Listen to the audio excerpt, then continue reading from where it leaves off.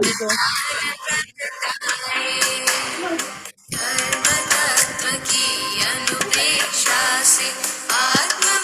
सत्यम में ये 8 मार्क्स की जगह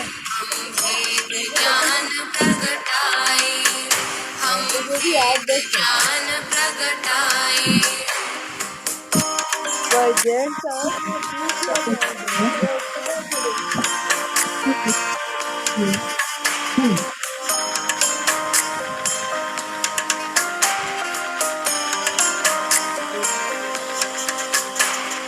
राग द्वेष और मोह तमस का आत्मदेव पर डेरा, कर्म प्रज्ञप्ति को तुम जानो, होगा शीघ्र सवेरा। राग द्वेष और मोह तमस का आत्मदेव पर डेरा, प्रज्ञप्ति को तुम जानो, होगा शीघ्र सवेरा। सत्व के शाश्वत स्वामी शाश्वत धाम को पाए,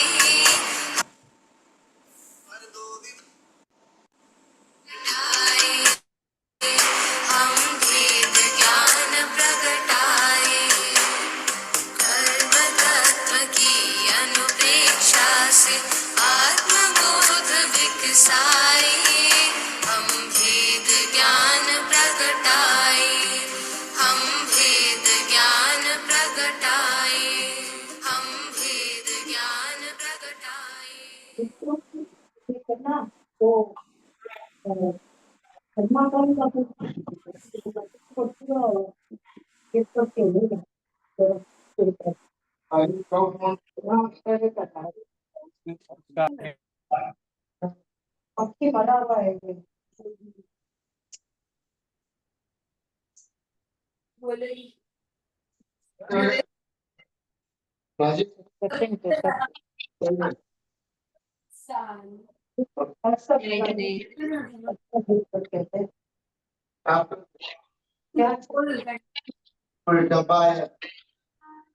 आरजू जी, आप प्लीज सबको एक बार म्यूट कर सकते हैं? कोई नहीं।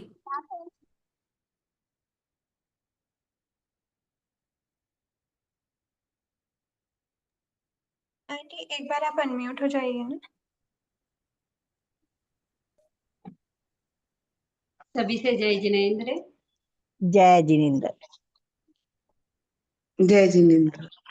जय जिनेंद्र। आशा करती हूँ आप सभी का पेपर अच्छी तरह से और बड़े पुरुषार्थ के साथ गया है। जय जिनेंद्र सर। जय जिनेंद्र। हम शुरू करें अपना पेपर सॉल्व करना। हाँ सर। ठीक है, अनु जी आप पेपर शेयर कर दीजिए एक बार स्क्रीन पर।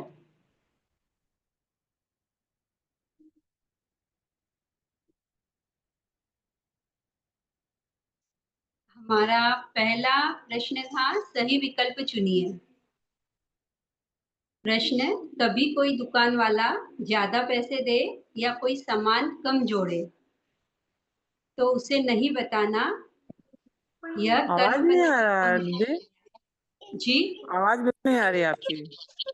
आ रही है, बिल्कुल रही है। साफ आ रही है, आ रही है, साफ आ रही है। ठीक ठीक। नहीं आ रही बट हमारा पहला प्रश्न है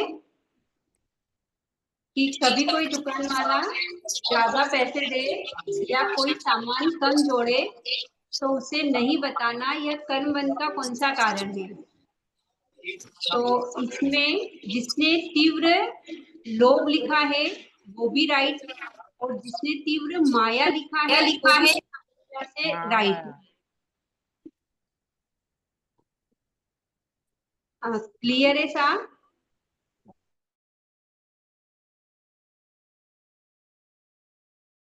ठीक है। ठीक है साहब। अब प्रश्न नंबर 2 है हमारा, गुरु के द्वारा किसी विषय या ग्रंथ को पढ़ने के लिए मना किए जाने पर भी उसे पढ़ना। ये हम सब जानते हैं कि ये आशातना होती है, तो ये बी ऑप्शन है इसका, ज्ञान आशातना। तीसरा है खाने व पीने के सभी बर्तन ढककर रखना ताकि किसी प्रकार से जीव विराधना ना हो जाए।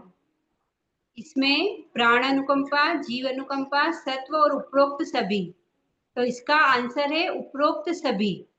किसी को कोई डाउट हो तो आप प्लीज पूछ सकते हैं, अपना हैंड रेस कर सकते हैं, क्योंकि अगर खाने पीने के बर्तन ढके हुए हैं तो बेंद्री, तेंद्री, चौरेंद्री, एकेंद्री और पंचेंद्री सभी की अनुकंपा होती है। दीदी बुक में प्राण अनुकंपा ही आ रखा है सिर्फ। दीदी हमने भी प्राण अनुकंपा ही लगाए बुक के हिसाब से। बुक के हिसाब से प्राण अनुकंपा ही लगाया है। सत्व अनुकंपा हाँ कैसे आंटी, होगी? प्राण अनुकंपा ही लगाया है आंटी। ठीक है, ओके। लेकिन इसमें ऐसा रहेगा, एक अपेक्षा से अगर हमारा बर्तन खुला है और पानी, कच्चे पानी की बूंद उछलकर उसमें गिर गई, या हमारा कच्चा नमक, मतलब हमारा जो नमक होता है वो अगर गिर गया उसके अंदर, तो ये कहीं ना कहीं हमारा सारा दोष का कारण बनता है। जिसने प्राण अनुकंपा लगाया है बुक के अनुसार वो भी राइट है, और जिसने उपरोक्त सभी लगाया है वो भी राइट है। ठीक है, क्लियर है साहब? 2 का कौन सा आंसर है? जी, 2 नंबर वाले में कौन सा आंसर 2 सही है? नंबर वाले में ज्ञान आशातना, और फर्स्ट वाले में पहले वाले का तीव्र माया भी है और तीव्र लोभ भी है, दोनों में से जो भी लगाया है वो राइट है। ओके। थर्ड वाले में? थर्ड वाले में अगर बुक के अनुसार प्राण अनुकंपा लिखा हुआ है तो चलेगा, और नहीं तो उपरोक्त सभी पे भी लगाते हैं तो भी राइट है। ए एंड डी दोनों में से कुछ भी लगा है तो वो राइट है आंसर हमारा। सत्व अनुकंपा नहीं थी क्या? ये उपरोक्त सभी मतलब डी में हमारे चारों आ जाएंगे। किताब में जो हमने एग्जाम्पल लिखा हुआ है कर्मबंध और हमारा जीवन, उसमें प्राण अनुकंपा मुख्य दिया हुआ है, और अपेक्षा से ये चारों की हो जाएगी, तीनों की हो जाएगी, इसलिए उपरोक्त सभी चौथा वाला भी हमारा राइट है। ठीक है साहब? चौथा है माता पिता गुरुजनों का आदर और बहुमान करने वाला, तो वो हो गया बी, प्रकृति की विनीतता। पांचवा है दूसरों के समक्ष अपने को धनवान दिखाने के लिए नकली या किराए के आभूषण पहनना, तो ये हो गई काया की वक्रता। 6 नंबर उपशांत मोह गुण स्थान में जिन जीवों की आयु पूर्ण हो जाती है। पांचवे में ऐश्वर्य का मत भी बताया हुआ है ना? ऐश्वर्य का मत लिखा है जी। पांचवें में भावों की वक्रता नहीं होगा क्या? ना काया आभूषण काया पे पहन रहे हैं ना, काया की हाँ। वक्रता। नहीं, काया की ऐश्वर्य का मत इसलिए नहीं हो सकता ऐसा, क्योंकि ऐश्वर्य का मत तो जब हमारे स्वयं के पास पैसा हो और हम उसको जैसे गाड़ी नहीं, ये या उदाहरण दिया हुआ है, ये ना, उदाहरण दिया हुआ है। हाँ उदाहरण में ऐश्वर्य के मद में दिया हुआ है, यही लाइन दिया हुआ है। दूसरों के समक्ष अपने को धनवान दिखाने के लिए नकली या किराए के आभूषण पहनना। हाँ, ये लाइन सेम टू सेम दी हुई है। ऐश्वर्य के मद दिया हुआ है। चलिए ठीक है साहब, तो काया की वक्रता और ऐश्वर्य का मद, इन दोनों में से अगर कोई भी होता है तो वो हमारा राइट है। अच्छा, भावों की वक्रता जैसे उसमें लिखा हुआ है ना, वक्रता का दिया हुआ है। वक्रता है काया दोनों में ही दिया हुआ है। देखिए एक एक निवेदन है आप सभी से, अपेक्षा से अगर देखा जाए तो हमारा एक भाव या एक कार्य सातों कर्मों का बंद करवा रहा है। यहाँ प्रधानता की अपेक्षा काया की वक्रता लिखा है, तो किताब में अगर लिखा है तो हमारा वही हम राइट कर रहे हैं, और भावों की अपेक्षा अगर किताब के अंदर ऐश्वर्य का मत लिखा हुआ है तो वो भी हम राइट कर रहे हैं। तो यहाँ पर मुख्यता से जो बंध रहा है हम उसकी बात कर रहे हैं। अगर ऐसा देखा जाए तो सारी ही चीजें हमारी किसी भी कर्म बंध के लिए आ जाती है। लेकिन कोई ये भी भावों जी, जैसे भावों की वक्रता अगर लगाए निशान, तो भावों की वक्रता में जैसे वहां पर ये भी लिखा हुआ है ना कि काया की वक्रता और मन की वक्रता, मतलब ये भावों से भी जुड़ा हुआ है। तो ये इसमें भावों की वक्रता में सब जुड़ गया, ये ऐसा नहीं होगा? भावों की नहीं, वक्रता भावों नहीं की होगा? वक्रता तो हमारे भाव, जैसे इस पे तो हमने क्या करा कि काया पे हमारे आभूषणों को पहन करके हमने किसी के सामने प्रदर्शन किया है। और जब हम काया पे कोई आभूषण पहनते हैं तो हमारी काया की वक्रता ही कहलाएगी वो। भावों की वक्रता ठीक है, एक बीच में पीछे अगर जाएंगे तो कहीं ना कहीं शॉर्ट में वो हो जाएगा, लेकिन मुख्यतः काया की वक्रता रहेगी। अच्छा, और भावों का मतलब भावों का नहीं रहेगा उसमें? अपने भाव ऐसे हैं कि हम दिखाएं, हम ऐसा करें। अभी बोला था मैंने आपको कि हर हर कर्म बंध के कारण कहीं ना कहीं हर एक से कनेक्ट होते हैं अल्प रूप में, लेकिन जो मुख्य रूप में कनेक्ट हो रहा है हम उसी के ऊपर अपना प्रश्नोत्तर बता रहे हैं ये बात। तो इसमें मुख्यतः काया की वक्रता या ऐश्वर्य का मद, ये दो हो सकते हैं। भावों की वक्रता अगर देखा जाए तो तीव्र माया भी होती है, लेकिन ये अभी हम इसके अंदर नहीं ले रहे हैं। तो इसका हमारा राइट आंसर काया की वक्रता या ऐश्वर्य का मद। छठा है हमारा उपशांत मोह गुण स्थान में जिन जीवों की आयु पूर्ण हो जाती है उसे भवक्षय कहते हैं। जय एक दिन दीदी। अद्धाशय होता है और एक भवक्षय होता है। जब आयु पूर्ण हुआ मतलब भवक्षय के कारण वो उपशांत मोह गुण स्थान से पतित या गिर जाएगा। दीदी दीदी पांचों क्वेश्चन जी हैं, जी। उसमें काय की वक्रता अगर ठगने के लिए करे तो काय की वक्रता होगा, ठगने के लिए तो नहीं कर रहा है तो माया हो गई ना। देखिए मैंने क्या बोला आपको, एक्चुअली ये डिक्टो हमारी बुक्स की ही लाइन है। अपेक्षा से अगर देखा जाए तो सब से ही जुड़ रहे हैं। अगर काया पे किसी ने आभूषण पहना है तो वो दूसरों को ठगने के लिए ना, दूसरों को दिखाने के लिए कि हमारे पास इतने आभूषण है या हमारे पास इतना गोल्ड है। और कहीं ना तो कहीं जब वो आभूषणों को पहनता है तो उसका काया में चाल चलन इत्यादि में भी प्रभाव पड़ता है। तो नहीं, तो वो वो तो माया अपेक्षा के से लिए नहीं दिखा रहा है। जी। माया के लिए नहीं दिखा रहा है क्या? माया के लिए नहीं दिखा रहा है क्या वो? माया करना तो देखिए ये अपेक्षा से वो भी आंसर हो सकता है, लेकिन संभावना हमारी किताब की जो लाइन है या किताब में तो जो हमको धनवान वर्णन दिखने किया। के लिए कर रहा है तो ऐश्वर्य का मद आएगा, यदि शारीरिक सुंदरता के लिए करेगा तो काया की वक्रता, हमारे हिसाब से। ठीक धनवान है, दिखने के लिए कर रहा तो है तो ऐश्वर्य का मद ये होगा ना, ये दूसरे का धनवान दिखलाने के लिए। देखिए ये जो भी पेपर बनाया है और जिन्होंने किताब के अनुसार मुझे जो आंसर बताए हैं, एक बार मैं उसी को एक्सप्लेन कर रही हूँ। अगर कभी कुछ लगता है, आपकी बात उनके सामने रखने का भाव रखती हूँ मैं। अगर ऐसा कुछ रहा और तीव्र माया या भावों की वक्रता रही तो उसको भी एक अपेक्षा से राइट माना जाएगा, लेकिन वो अंतिम निर्णय जो हमारा एग्जामिनर है उन्हीं का रहे। सिक्स वाले का अगला आंसर बताइए। जी। सिक्स वाले का आंसर क्या है? 6 वाले का बी, भवक्षय।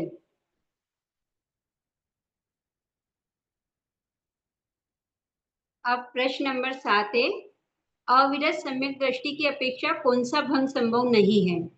तो अविरत की अपेक्षा व्रतों का ज्ञान, ग्रहण और पालन। अब ए वाला जो भंग है वो हमारा संभव नहीं हो सकता है। प्रश्न नंबर 8, अप्रत्यक्षान चतुष्क का घाती गुण क्या है? तो वीरता विरत या देश वीरती। Option B.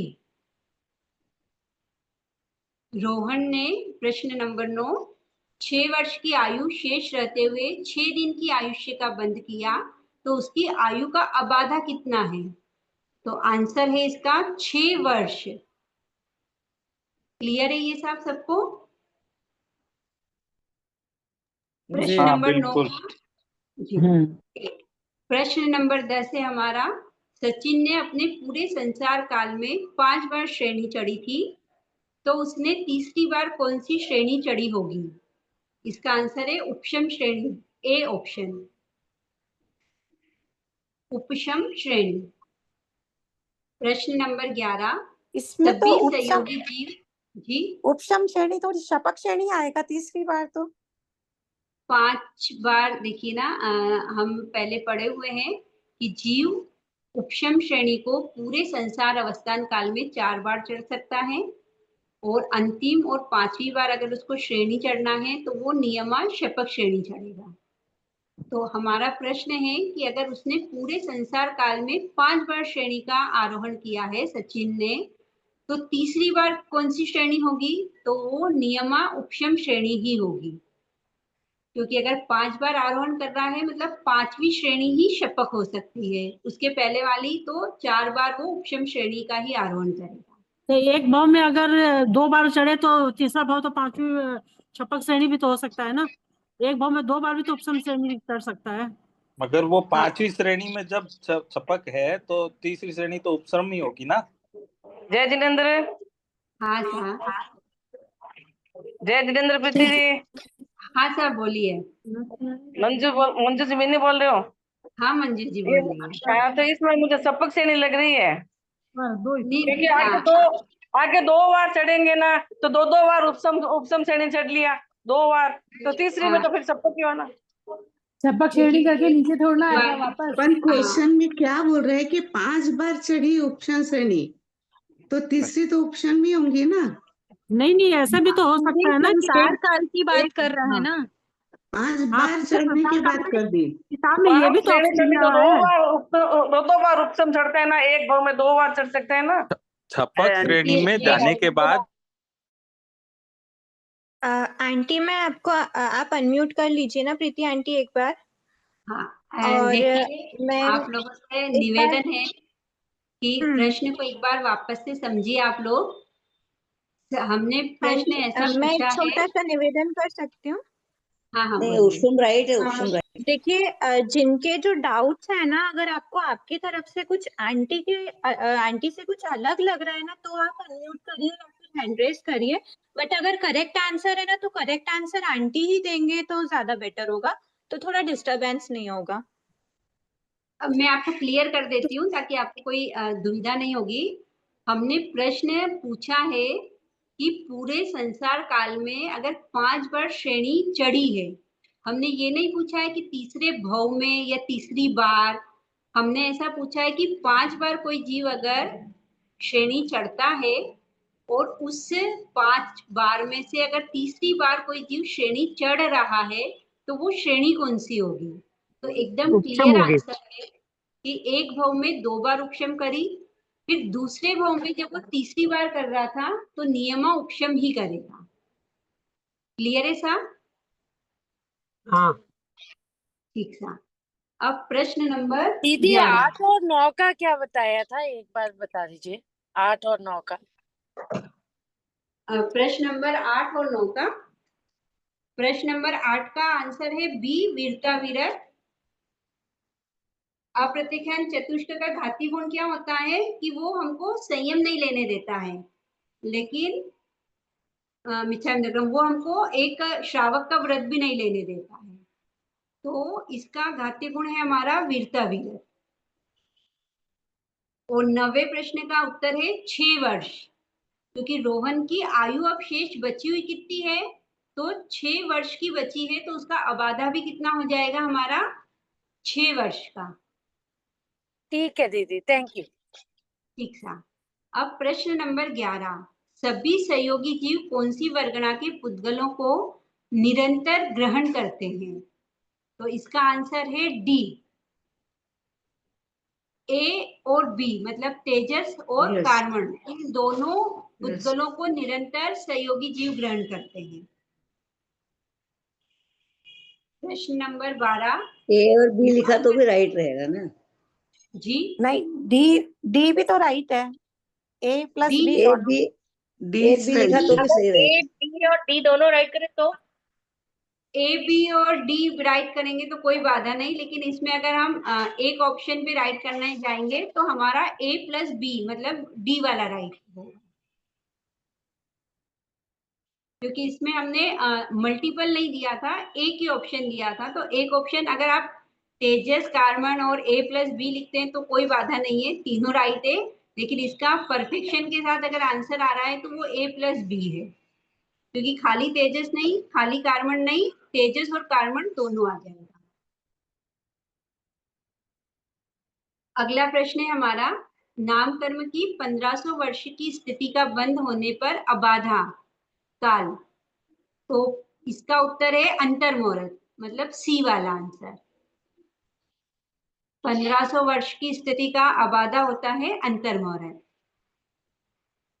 प्रश्न नंबर 13, जीव के नरक गति में जाते हुए मात्र कार्बन शरीर का योग के समय अपना फल देने वाली प्रकृति, तो वो होगी नरकानुपूर्वी, ऑप्शन डी।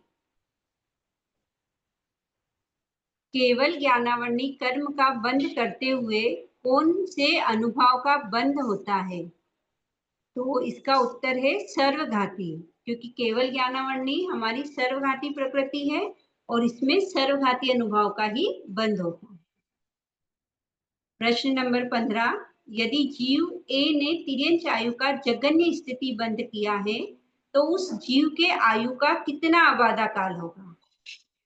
अब जगन्य आयु का बंद किया है तो आबादा काल हो जाएगा उसका अंतर्मुहूर्त, क्योंकि जब अपनी आयुष्य का अंतिम अंतर्मुहूर्त बचा उसके पहले जब उसने आयु को बंद किया और अंतर्मुहूर्त के बाद जीव काल करता है तो वो जो अंतिम अंतर्मुहूर्त में आयु बांधी वो उसका आबादा काल हो गया। यहाँ तक क्लियर है सर सबको? दीदी इसका क्षुल्लक भाव नहीं होगा क्या?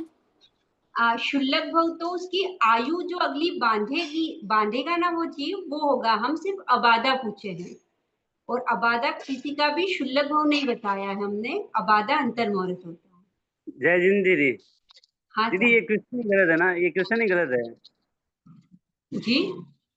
आगे स्टार्टिंग में दे रखा है कि क्वेश्चन जो गलत है उसको गलत करे, तो इसमें ये बता रहे हैं कि जगन्य स्थिति बंद किया है और आयु का आबादा काल होता है जो बुद्धिमान आयु से रहती है उतनी। इसमें बताया नहीं कि बुद्धिमान आयु कितनी शेष रही है, तो हम कैसे कहेंगे अंतर्मुहूर्त। देखिए भैया, इसको प्रश्न को आप ऐसे पढ़िए कि तिर्यंच आयु का जगन्य स्थिति बंद किया, तो तिर्यंच आयु का जगन्य स्थिति बंद कितना है हमारा? अंतर्मुहूर्त अधिक क्षुल्लक भाव। कर्मों की स्थिति में हमने पढ़ा हुआ है ना ये चीज। जगन्य स्थिति बंद किया, ठीक है। हाँ, तो जगन्य स्थिति कितनी बांधी उसने तिर्यंच आयु की? क्षुल्लक भाव। अंतर्मुहूर्त अधिक क्षुल्लक भाव। नहीं तो आप अगर आपके पास बुक है तो पेज नंबर 50 निकालिए, अध्याय 5 से 11 का पेज नंबर 50 पे जो तिर्यंच आयु और मनुष्य आयु का जगन्य स्थिति बंद लिखा है उसको देखिए आप।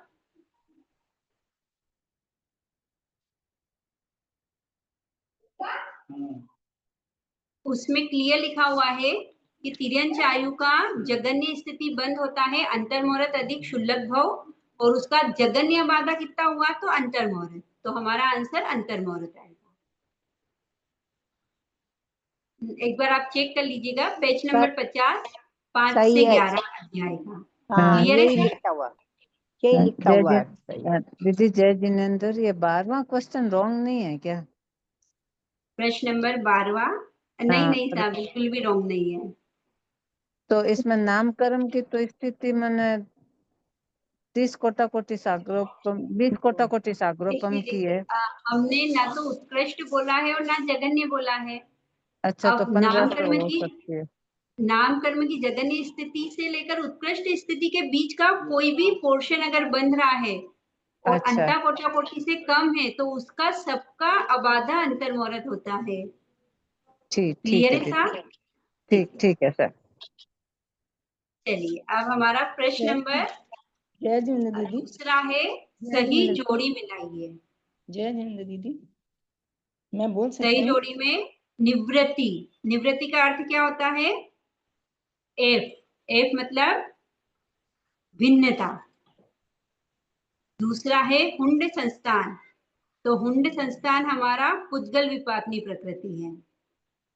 तीसरा है मोहनी, मोहनी का हमारा आ जाएगा शायिक चारित्र। नंबर भी बोलिए ना दी, आप नंबर साथ में बोलिए ना, लिखना पड़ता है, थोड़ा देर लग रही है। अच्छा ठीक है, मैं आपको वो बोल देती हूँ, आप वो लिख लीजिए फिर मैच कर लीजिएगा। ई मिच्छा विक्रम एफ ई जी, पहले का एफ, दूसरे का ई, तीसरे का जी। हमारे पास नहीं है, क्वेश्चन पेपर नहीं है दीदी, ऐसा बोलने से नहीं होगा, आप सामने सामने बोलिए सर। निवृत्ति और बोल देते हैं वैसे ही। एफ आएगा, पहले का एफ आएगा। निवृत्ति का आ जाएगा हमारा भिन्नता, मतलब एक वाला भिन्नता भिन्नता। वैसा बोली दीदी। दूसरा गुण का आएगा हमारा, देखिए आप बोलेंगे तो मेरी आवाज आप तक नहीं आएगी, आप प्लीज एक बार सुन लीजिए, अगर कहीं कुछ लगता है तो हम भाव रखते हैं आगे फिर बताने का। एक बार आप सब सुन लीजिए। निवृत्ति मतलब भिन्नता, गुंड का आएगा हमारा पुद्गल विपाक्ति, मौनी का आएगा शायिक चारित्र, आवरण का आएगा छद्म, वेक्री अंगोपांग, पांचवे का आएगा हमारा 2000/7, सागरोपम में पल्योपम का असंख्यातवा भाग कम। छठा है परिवर्तन, परिवर्तन का आएगा हमारा संक्रमण, संक्रमण को परिवर्तन बोलते हैं। सम्यकत्व वेदनी 7वां, इसका आ जाएगा बी, ये जीव विपाकनी प्रकृति है। 8वां है व्रत रुचि, व्रत रुचि का आ जाएगा डी, मतलब अनंतानुबंधी चतुष्क है, उसका घात्य गुण है कि वो व्रत रुचि को नहीं आने देता है। अनुभव योग्य स्थिति 9वां, तो अनुभव योग्य स्थिति का जो निषेक बनता है तो उससे संबंधित हो गया निषेक। फिर 10 का है शिक्षा व्रत, शिक्षा व्रत कौन सा होता है हमारा, तो शिक्षा व्रत होता है हमारा अतिथि संविभाग। जाति नाम कर्म, जाति नाम कर्म को हमने आर्किटेक्ट की उपमा दी हुई है, तो आर्किटेक्ट मतलब जाति नाम कर्म। मूल गुणों का घात, मूल गुणों का घात कौन करती है, तो 47 उत्तर प्रकृतियां, ये हमारे मूल गुणों का घात करती है। जो 5 घाती कर्म की 47 उत्तर प्रकृतियां हैं वो मूल गुण का घात करती है। स्वयं की रक्षा का सामर्थ्य उत्पन्न होना, ये हो गया पराघात नाम कर्म। हम पराघात नाम कर्म की परिभाषा में इसको पढ़ते हैं। अब अपूर्वकरण, अपूर्वकरण मतलब 8वां गुण स्थान अपेक्षा से, और उसमें होता है गुण संक्रमण। फिर पाप, तो पाप कौन सी प्रकृति है, अब बस एक ही बचा हमारा कृष्ण, कृष्ण मतलब पाप प्रकृति। ठीक है साहब, अब कोई डाउट हो तो आप पूछ सकते हैं।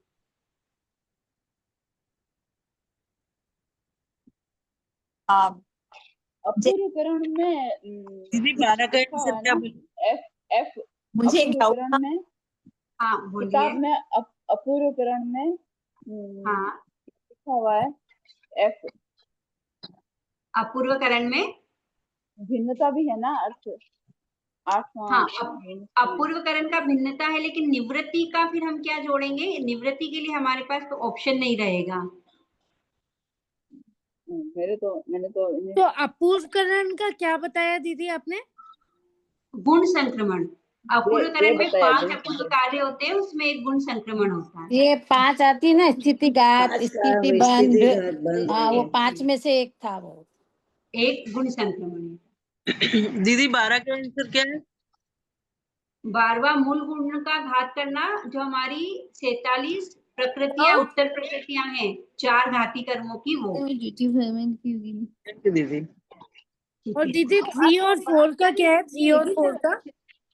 तीसरे का मोहनिका, मोहनिका है हमारा जी वाला, मतलब शायिक, मोहनी कर्म का जब क्षय होता है तो जीव को शायिक चारित्र प्राप्त होता है।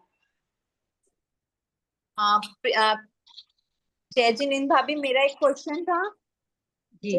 मोहिनी और जो सम्यक्त वेदनी है ना, आपने मोहिनी का क्षायिक चारित्र बताया और सम्यक्त वेदनी का जीव विपाकिनी बताया। हाँ, अगर आप इसको अपोजिट भी लिखेंगे, एक का बी और एक का जी, तो भी चलेगा, वो कोई बाधा नहीं है, वो दोनों ऑप्शन लिखे हुए हमारे। बस वही डाउट था मेरा, बस। Thank you. ठीक है, अब फोर्थ का प्रश्न क्या है, नंबर फोर्थ 3। का? हाँ जी, फोर्थ क्वेश्चन का क्या है, फोर्थ का? आवरण, फोर्थ का ना, हाँ, आवरण मतलब छद्म, छद्म का मतलब होता है आवरण। जय जी दीदी, बराबर। वो बीच की लाइन का FEG ऐसे करके लाइन मार एक बार बोल दीजिए ना प्लीज। ठीक है, लिख लीजिए आप, FEG HOC BDA LNM के जे आई। वो सेकंड ऑप्शन में बताइएगा ना। हाँ, जी के सामने आप तीसरे में जी के सामने आप बी लिख सकते हैं और सातवें में आप बी के सामने जी लिख सकते हैं। सही है, सही हो गया। मतलब जी की जगह बी और बी की जगह जी हो सकता है। ठीक सर। चलिए आगे चले अब। प्रश्न नंबर 3। अब इसमें जितने विकल्प सही हो सभी पर निशान लगाना है। पहला प्रश्न है हमारा, भव विपाकनी प्रकृतियों के कौन कौन से लक्षण हैं?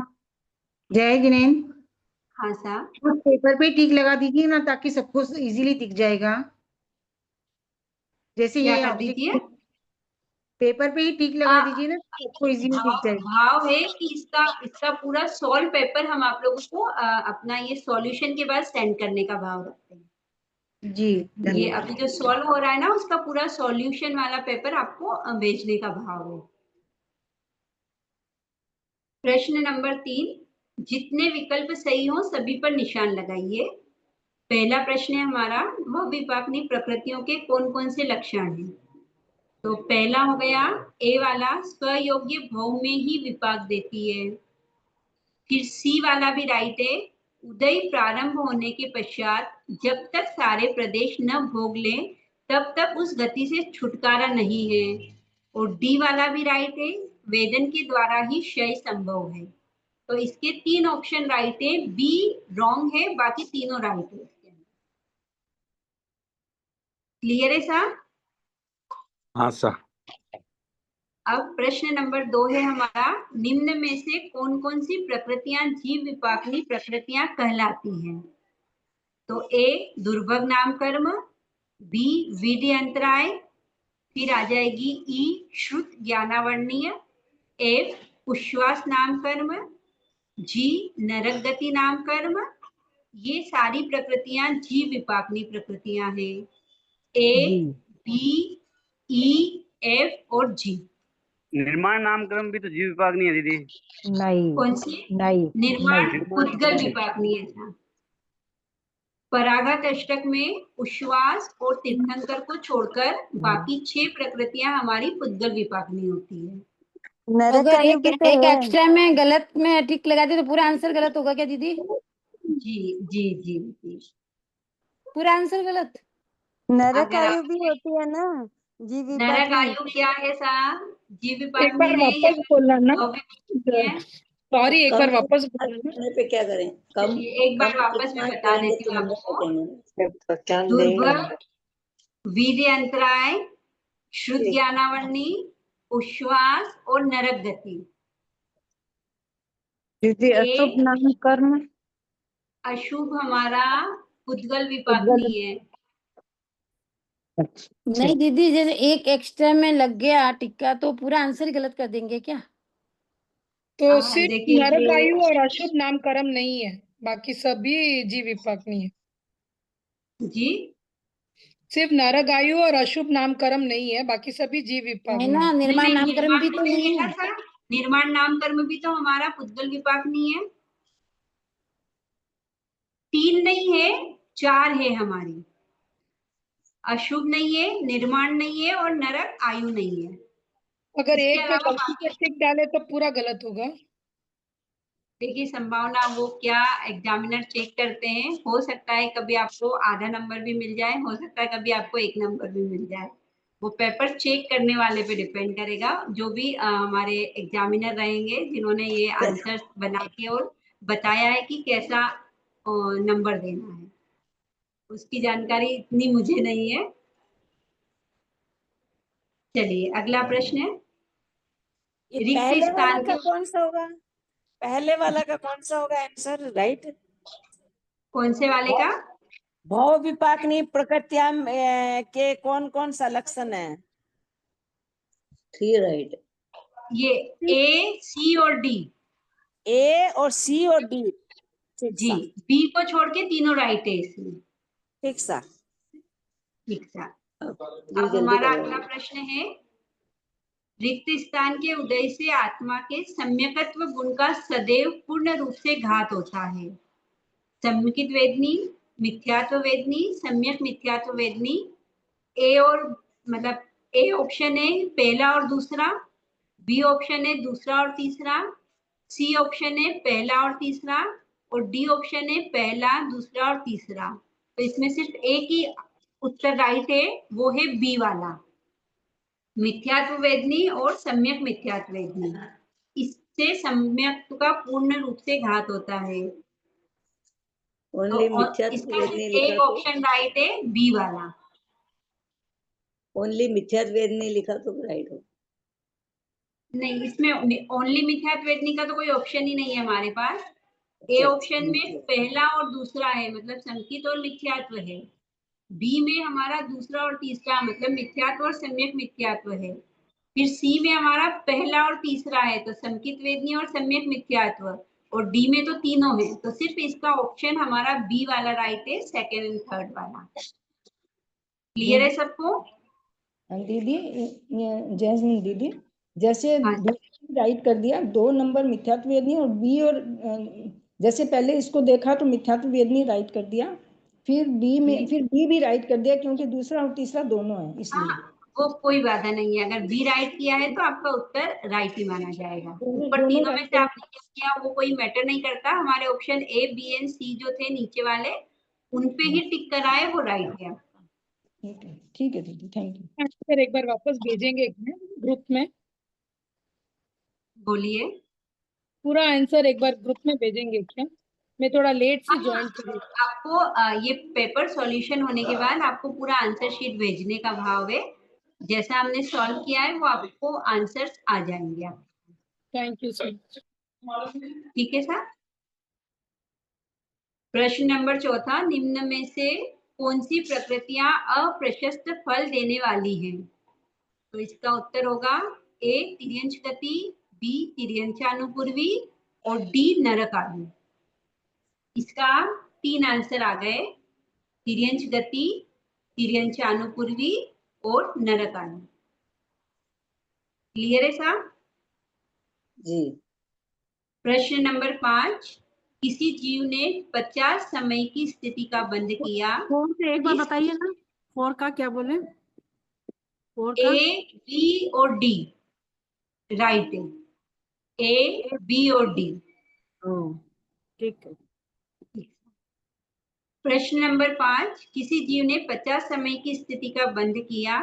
इस कथन के विषय में निम्न में से क्या सही है?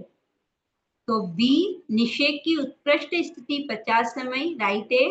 डी कुछ कर्म प्रदेशों की स्थिति का निर्धारण 50 समय, और ई कुछ कर्म प्रदेशों की स्थिति का निर्धारण 49 समय।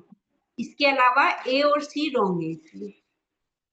दीदी अब आधा काम में 50 समय नहीं हो सकता। फोर्थ का एक बार वापस बोलिएगा ना, आंसर एक बार बोलना ना। फोर्थ का एक बार वापस बोलिएगा। बी, डी और ई। फोर्थ का प्रश्न नंबर 5 चल रहा है, उसका 4 उत्तर का एक है बार बताइएगा ना वापस। 4 का ए, बी और डी है। दीदी 5 का पांचवें बी, क्वेश्चन में डी सी की और ऑप्शन क्यों गलत है? क्या? सी की ऑप्शन क्यों गलत है? आप ये बताइए मुझे कि किसी जीव ने अगर 50 समय की स्थिति बांधी है तो कम से कम आबादा कितना होगा?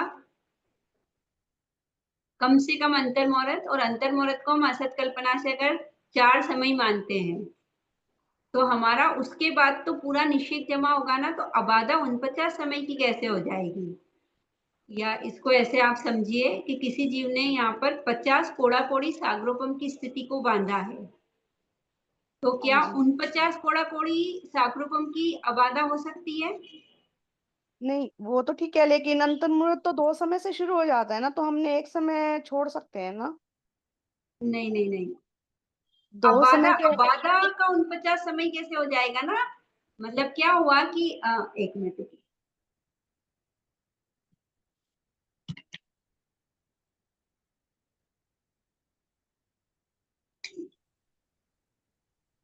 ये हमारा निषेक बना है। हाँ जी। अब हमारा प्रश्न है कि किसी जीव ने यहाँ पे 50 समय का बंद किया है। तो अगर 50 समय की स्थिति का बंद किया है तो कम से कम अगर हमने उसको 4 समय का आबादा छोड़ा तो 5 से लेकर 50 समय के हमको दलिक जमाने हैं। अब हमारा जो ऑप्शन सी है कि 49 समय का आबादा काल, तो इसका मतलब क्या हुआ कि सिर्फ इतनी सी एक प्रदेश की लाइन जमी और बाकी पूरा का पूरा आबादा हो गया, तो क्या ये पॉसिबल है? नहीं जी, तो इसीलिए हमारा सी वाला ऑप्शन राइट नहीं हो सकता है।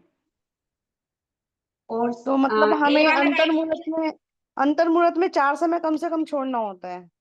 कम से कम वो असत कल्पना से कर रहे हैं हम बात। तो अंतर्मुहूर्त के लिए हम अंतर्मुहूर्त मतलब 4 समय मान लिया हमने, तो 4 समय को तो छोड़ना ही है। वहां पे हम कोई भी दलित को जमा नहीं सकते क्योंकि वो उसका आबादा काल है। ठीक है। चलिए आप अब प्रश्न नंबर दीदी इसका दीदी आंसर क्या हुआ, एक बार बोले ना। जी, आंसर ठीक निश्चित से बता दीजिए ना। इसका आंसर है बी, डी और ई। बी राइट है। दीदी हाँ बोलिए भैया। निश्चय तो एबादा का छोड़ के बनेगा ना, तो फिर उत्कृष्ट से निश्चय की 50 समय कैसे हुई? उसमें एबादा का कम नहीं होगा क्या? डी और ई भैया राइट देखिए है। ना, भैया देखिए ओनली एक डी बार हमने 50 समय की स्थिति का बंद किया है। अब 50 समय की स्थिति का बंद किया है तो 4 समय हमने दलिक नहीं डाले, ये हमारा आबादा काल है। जो ये 4 समय छोड़ा है उसको आबादा बोला। तो 5 समय से दलिकों का निर्धारण शुरू हुआ है यहाँ पे। तो 5 समय से लेकर के 50 समय तक के सारे दलिकों को हमने यहाँ पे अरेंज किया है। तो 5 कर्म समय कम नहीं करेंगे क्या 50 में से? जी 5 जो एबादा का है उसको कम नहीं करेंगे क्या उत्कृष्ट से? नहीं नहीं कर दिया ना, 5 कम नहीं होगा क्योंकि आबादा काल तो हमारा ऑलरेडी छूटा है। हमारे जो दलिकों का निषेक बनता है, दलित जहाँ से डलते हैं वो कहाँ से डलते हैं, तो वो 5 समय की स्थिति वाले दलित मिलेंगे आपको, 6 के मिलेंगे, ऐसे करते हुए हमको 50 के मिलेंगे। लेकिन 1 समय, 2 समय, 3 समय और 4 समय की स्थिति वाला कोई भी दलित नहीं मिलेगा क्योंकि वो हमारा आबादा काल है। ठीक। नियम है क्या 4 समय आबादा काल होगा? नहीं नहीं, ये असत कल्पना है। 50 समय की स्थिति अगर कोई, जैसे हमने क्या बोल रखा है कि 70 कोटा कोटी अगर किसी ने बांधा है तो 7000 वर्ष का आबादा मान लिया हमने। जब जीव अगर 50 कोटा कोटी बांधता है तो 5000 वर्ष का आबादा है। 30 कोटा कोटी बांधता है तो 3000 वर्ष का आबादा है। ऐसे असत कल्पना से अगर 50 समय बांधी है तो हमने 4 समय का आबादा मान लिया। ठीक ठीक। दीदी इसका मतलब अंतर्मुहूर्त 4 समय से लेकर के 48 मिनट माइनस 1 समय। देखिए ना, यहाँ ये असत कल्पना चल रही है। अंतर्मुहूर्त का तो फिक्स राशि है कि 2 समय से लेकर 48 मिनट में एक समय कम तक की जो पूरी स्थिति स्थान है या पूरे जो संख्या है उनको हम अंतर्मुहूर्त बोलते हैं। यहाँ अपेक्षा ओके से दीदी, ठीक प्रश्न है। पूछा है 50 समय का, तो अपेक्षा से हमने 4 समय को अंतर्मुहूर्त बोल दिया। नहीं, पर यहाँ अपन ये तो बोल ही नहीं सकते 49 समय में दलित नहीं, 49 समय का आबादा काल नहीं हो सकता। आबादा काल तो 10 समय का भी हो सकता है, 15 समय का भी हो सकता है ना। ये असत कल्पना है ना, अब इसीलिए बोला कि अभी अपना हमने अपना प्रश्न ये हो जाएगा ना कि 49 समय आबादा काल नहीं हो सकता। बस हाँ, तो 50 समय की आबादा कोई काल स्थिति बंद कर 49 रहा समय है। नहीं होगा ना, ये इसीलिए उसको ऑप्शन को राइट नहीं दिया है हाँ, बस हमने। बस उसी अपेक्षा से होगा ना। अपन ये तो कभी जी दिया ही जी, नहीं ना कि हाँ हाँ, 4 समय का आबादा काल दिया है। ये उसी अपेक्षा से है। हाँ इसमें बस 4 समय का आबादा दिया हमने, ऐसा नहीं कहीं पे भी प्रश्न में दिया है। तो बस अपना ठीक तो है, ये अब इससे ये हमारा क्लियर होगा कि 49 समय उसका आबादा काल नहीं हो सकता। हाँ, जय अगर 50 बस समय की स्थिति बांधी है तो 49 समय का आबादा हो, क्योंकि निषेक कभी भी एक समय का नहीं होता है। ये बस बस हमेशा वही, आप ध्यान रखिए बस कि ये निषेक पॉइंट कभी है। भी एक समय का नहीं होगा और ना निषेक ही कभी एक आबादा से कभी अधिक भी एक होता है ना। समय का होता है। जय निषेक जिंदर कभी एक साहब, से अधिक होता है ना। जय जिंदर साहब, एक और दो वापस बता ना। मैंने अभी थोड़ा अभी प्रतिक्रमण का आए तो थोड़ा लेट हो गया मैडम, तो 1 और 2 वापस बता दो ना। भैया मैं भाव रखती हूँ, पहले एक बार आप जहाँ से हम कर रहे हैं आप उसी को सॉल्व कीजिए। अगर अनुकूलता रही तो मैं आगे आपको पूरा सॉल्व कराने का या फिर आंसर्स भेजने का भाव रखती हूँ। निषेध कभी भी अधिक होगा ना? जी। अब प्रश्न नंबर 6 हमारा, निषेध 30 कोड़ाकोड़ी सागरोपम की स्थिति बंद करने पर निम्न में से क्या क्या सही है?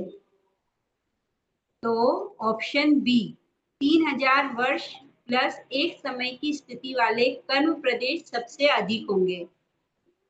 अगर किसी जीव ने 30 कोटाकोटी सागरोपम की स्थिति को बांधा है तो उसमें क्या क्या सही हो सकता है इन 4 ऑप्शन में से? तो सबसे पहला राइट होगा हमारा बी वाला ऑप्शन, 3000 वर्ष प्लस एक समय वाले कर्म प्रदेशों की संख्या सबसे ज्यादा होगी, क्योंकि जब निषेक बनाते हैं 30 कोटाकोटी है, मतलब ये आबादा हमारा 3000 छुटा हुआ है और यहाँ पे 3001 वर्ष के जो दलिक लगेंगे वो दलिकों की संख्या या उन प्रदेशों की संख्या सबसे ज्यादा होती है। और ऑप्शन सी वाला राइट है कि 30 कोड़ाकोड़ी सागरोपम वाले कर्म प्रदेशों की संख्या सबसे कम होती है, क्योंकि हमारा निषेक बनता है गोपुच्छाकार, नीचे सबसे ज्यादा प्रदेश और धीरे धीरे धीरे स्थिति बढ़ी और हमारे प्रदेश सबसे कम हो गए। तो इसका आंसर राइट है हमारा बी और सी वाला। क्लियर है साहब? हाँ सर।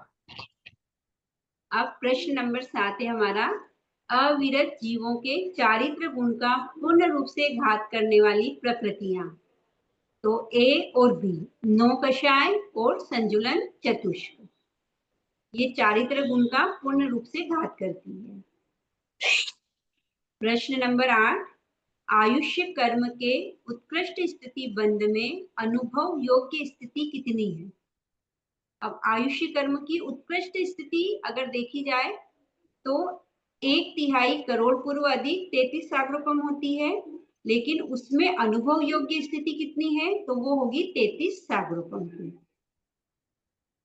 क्योंकि 1/3 करोड़ पूर्व अधिक 33 सागरोपम हमारी कर्म रूपता अवस्था लक्षणा स्थिति है और अनुभव योग्य स्थिति होती है 33 सागरोपम की। क्लियर है? हाँ सर। हाँ जी। हाँ एक बार दोबारा क्लियर करें ना। जी, एक बार प्रश्न दोबारा नंबर से 7 क्लियर वापस करना। बताइए ना। 7 का आंसर, 8 का आंसर वापस बताइए डी ना। वाला भी तो राइट हो सकता है, क्योंकि उसमें 1/3 करोड़ माइनस हो रहा है, तो अपन आबादा काल माइनस नहीं करते ना। देखिए अनुभव योग्य स्थिति में अबाधा कभी भी नहीं आता है ना, कर्म रूपता अवस्थान लक्षणा स्थिति में अबाधा प्लस होता है। जब अनुभव करेंगे तो हम उस मतलब तो 33 आबादा रहित बोलते हैं ना अपन, आबादा रहित, तो रहित में माइनस होता ही है ना। जी, तो ये भी ठीक है, राइट तो होगा ना फिर। क्या क्या अपन आबादा रहित बोलते हैं ना। आबादा रहित नहीं, आबादा सहित बोलते हैं अगर हम आपको उत्कृष्ट स्थिति पूछी जाती है तो। लेकिन अनुभव योग्य स्थिति कितनी होती है? तो वो 33 सागरोपम। अनुभव कब करेंगे? जब हम उस गति में चले जाएंगे, उस भाव में चले जाएंगे। मतलब नरक की अगर आयुष्य बांधी है किसी मनुष्य ने 1/3 करोड़ पूर्व में, तो उसका अनुभव कब से होगा? उस 1/3 करोड़ पूर्व में नरक का अनुभव कर सकता है क्या? नहीं कर पाएगा। वो कब कर पाएगा? जब वो देवता या नरक की आयुष्य का वेदन शुरू करता है। तो यहाँ पर 33 सागरोपम ही अनुभव योग्य स्थिति होती है। अगर दोनों डी भी राइट कर दिया है तो गलत होएगा क्या? जी, क्योंकि ये तो हमारा 33 सागरोपम माइनस 1/3 करोड़ पूर्व तो हमारी उत्कृष्ट स्थिति है ही नहीं, सबसे पहली बात तो। इसमें 8th में बी और सी दोनों राइट है क्या? इसमें सिर्फ सी राइट है। ओके जी। प्रश्न नंबर 9, इनमें से किन का जगन्य स्थिति बंध 8 मुहूर्त का होता है? तो ए नामकर्म, बी उच्च गोत्र, डी यश कीर्ति। ये 3 प्रकृतियां हैं जिनका जगन्य स्थिति बंध 8 मुहूर्त है, ए, बी और डी।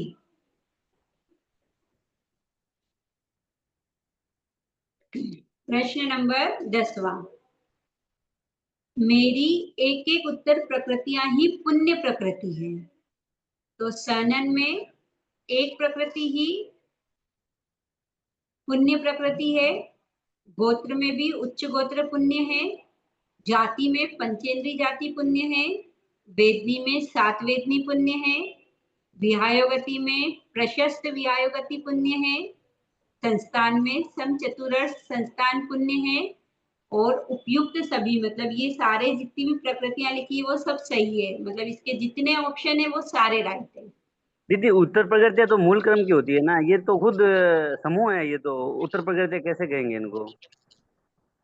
मेरी एक एक उत्तर, अब उत्तर प्रकृति जैसे सनन हमारा क्या बोला है हमने, सैनन पिंड तो ग्रुप है, प्रकृति पिंड प्रकृति है, अपन कह सकते हैं पिंड प्रकृतियां है, लेकिन उत्तर प्रकृति तो मूल क्रम की होती है ना, तो मूल क्रम है तो गोत्र क्रम और वेदनी क्रम 2 ही है।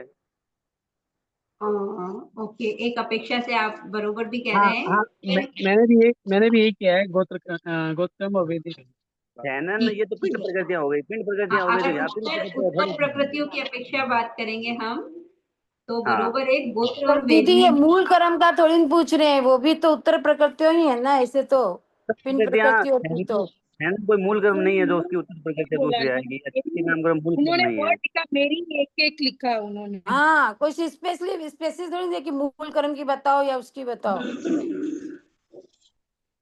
मेरी एक एक उत्तर प्रकृतियां ही पुण्य प्रकृति, ठीक है, अपेक्षा से आपके दोनों के आंसर राइट हो जाएंगे। वेदनी कर्म और गोत्र कर्म मूल कर्मों की अपेक्षा हो गया जिनकी उत्तर प्रकृतियां हैं, और अगर ऐसा देखा जाए तो इनकी जो एक एक प्रकृति है वो पुण्य प्रकृति है।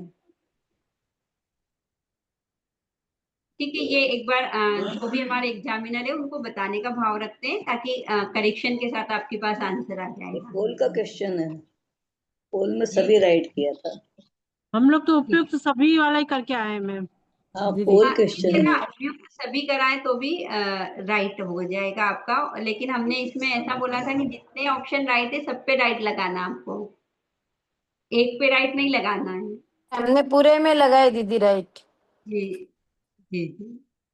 अब प्रश्न नंबर 4। एक में अगर जी में लगाया तो नहीं मानेंगे क्या? सभी में लगाया तो भी सेम ही है ना, मतलब तो जी? सेम ही हो गया। हाँ, उपरोक्त मतलब सभी सेम में ही ही हो लगाई, गया। सब में नहीं लगाई नहीं, तो भी हम तो तो खाली सही है ना। जैसे जी वाला पोल में जी तो में सब में सही करा हुआ लगा था। देखिए अपेक्षा से हमारा जो इस वाले प्रश्न का पहले ही लिखा हुआ था, और वैसे भी इसमें आपको जितने उत्तर जितने विकल्प सही है उन सभी पे निशान लगाना, ये हमारा पहले ही वो लाइन दिया हुआ है। तो यहाँ पे जितने भी विकल्प राइट है उन पे सब पे आपको राइट करना है। मैडम उपयुक्त सभी जी कर दिया तो उपयुक्त सभी है, फिर हम लोग तो उपयुक्त सभी का मतलब तो वही हुआ ना, उपयुक्त सभी वही वाले हो सारे होते हैं ना, तो हम लोग वही करे, हम लोगों मतलब को तो वही हम लोग तो वो वही नहीं किए हैं, करा हुआ को काटे और उपयुक्त सभी जब देखे तो उसमें टिक मारे हैं। ठीक है ठीक है ठीक है सर, मतलब चलेगा वो भी चलेगा। एग्जामिनर को ये तो समझ में आ रहा है कि उसको समझ में आया है तभी वो उपयुक्त सभी में लगाया है। यह प्रश्न है ना पहले भी अपन के मोबाइल के प्रश्नों में आया हुआ है और उसके अंदर आंसर उपयुक्त सभी ही बताया गया था। ठीक है भैया ना, अगर उपयुक्त सभी बताया और राइट किया है तो वो भी राइट ही है हमारा उत्तर। उत्तर प्रकृतियों की अपेक्षा गोत्र और वेदनी किया है तो भी अपेक्षा से राइट है, और मेरी एक एक उत्तर प्रकृतियां ही पुण्य प्रकृति और सबने सारा राइट किया है तो इसमें तीनों चीजें राइट मानी जाएगी। अगर गोत्र और वेदनी 2 पे राइट लगाया है तो भी आपका आंसर राइट है, उपयुक्त सभी पे राइट लगाया है तो भी राइट है, और सब पे राइट लगाया है तो भी राइट है। ठीक है सर। प्रश्न नंबर 4, निम्न अंकों वाले कर्म बंध के कारण एवं कर्म का नाम बताइए। 36 नंबर क्या है साहब? तीव्रमान लिखे दीदी हमने तो राइट है। तीव्रमान मोहनीय कर्म, नाम है मोहनीय मोहिनी। कर्म, होने कर्म 80 नंबर पर ऐश्वर्य का मत करने से करने से गोत्र कर्म। ऐश्वर्य कर्म करने से, और मूल कर्म है गोत्र कर्म। 54 नंबर पे देश संयम, देश संयम और कर्म है आयुष आयु। कर्म, आयु कर्म। सबकी 71 आवाज पे मिक्स हो रही है, आपकी आवाज बराबर नहीं आ रही है। हाँ आपकी लाभ आवाज नहीं आ रही है, पहले से बोलेगा 36 से। आंटी एक बार आप अनम्यूट कर लीजिए ना। Okay okay. तीव्रमान मोहनी कर्म 36 नंबर, 80 नंबर ऐश्वर्य का मत करने गोत्र कर्म, 54 नंबर देश संयम आयु कर्म, 71 लाभ का मत नहीं करने से गोत्र कर्म और 17 बहुत प्राण भूत जीव सत्व को दुख नहीं पहुंचाने से वेदनी कर्म। ये हमारे कर्म बंध के जो हमारे नंबर है उनके कर्म बंध का कारण और मूल कर्मों के नाम हो गए। अब प्रश्न नंबर 5। देश संयम की जगह संयम भी हो सकता है। हाँ चलेगा, वो कोई बाधा नहीं है क्योंकि देश संयम या संयम मतलब एक ही हुआ हमारा। ठीक है सर। संख्या में उत्तर देवे। चारित्र मोहनी कर्म का उत्कृष्ट अबाधा काल कितना होता है? 4000 वर्ष। चारित्र मोहनी का उत्कृष्ट अबाधा काल होता है 4000 वर्ष।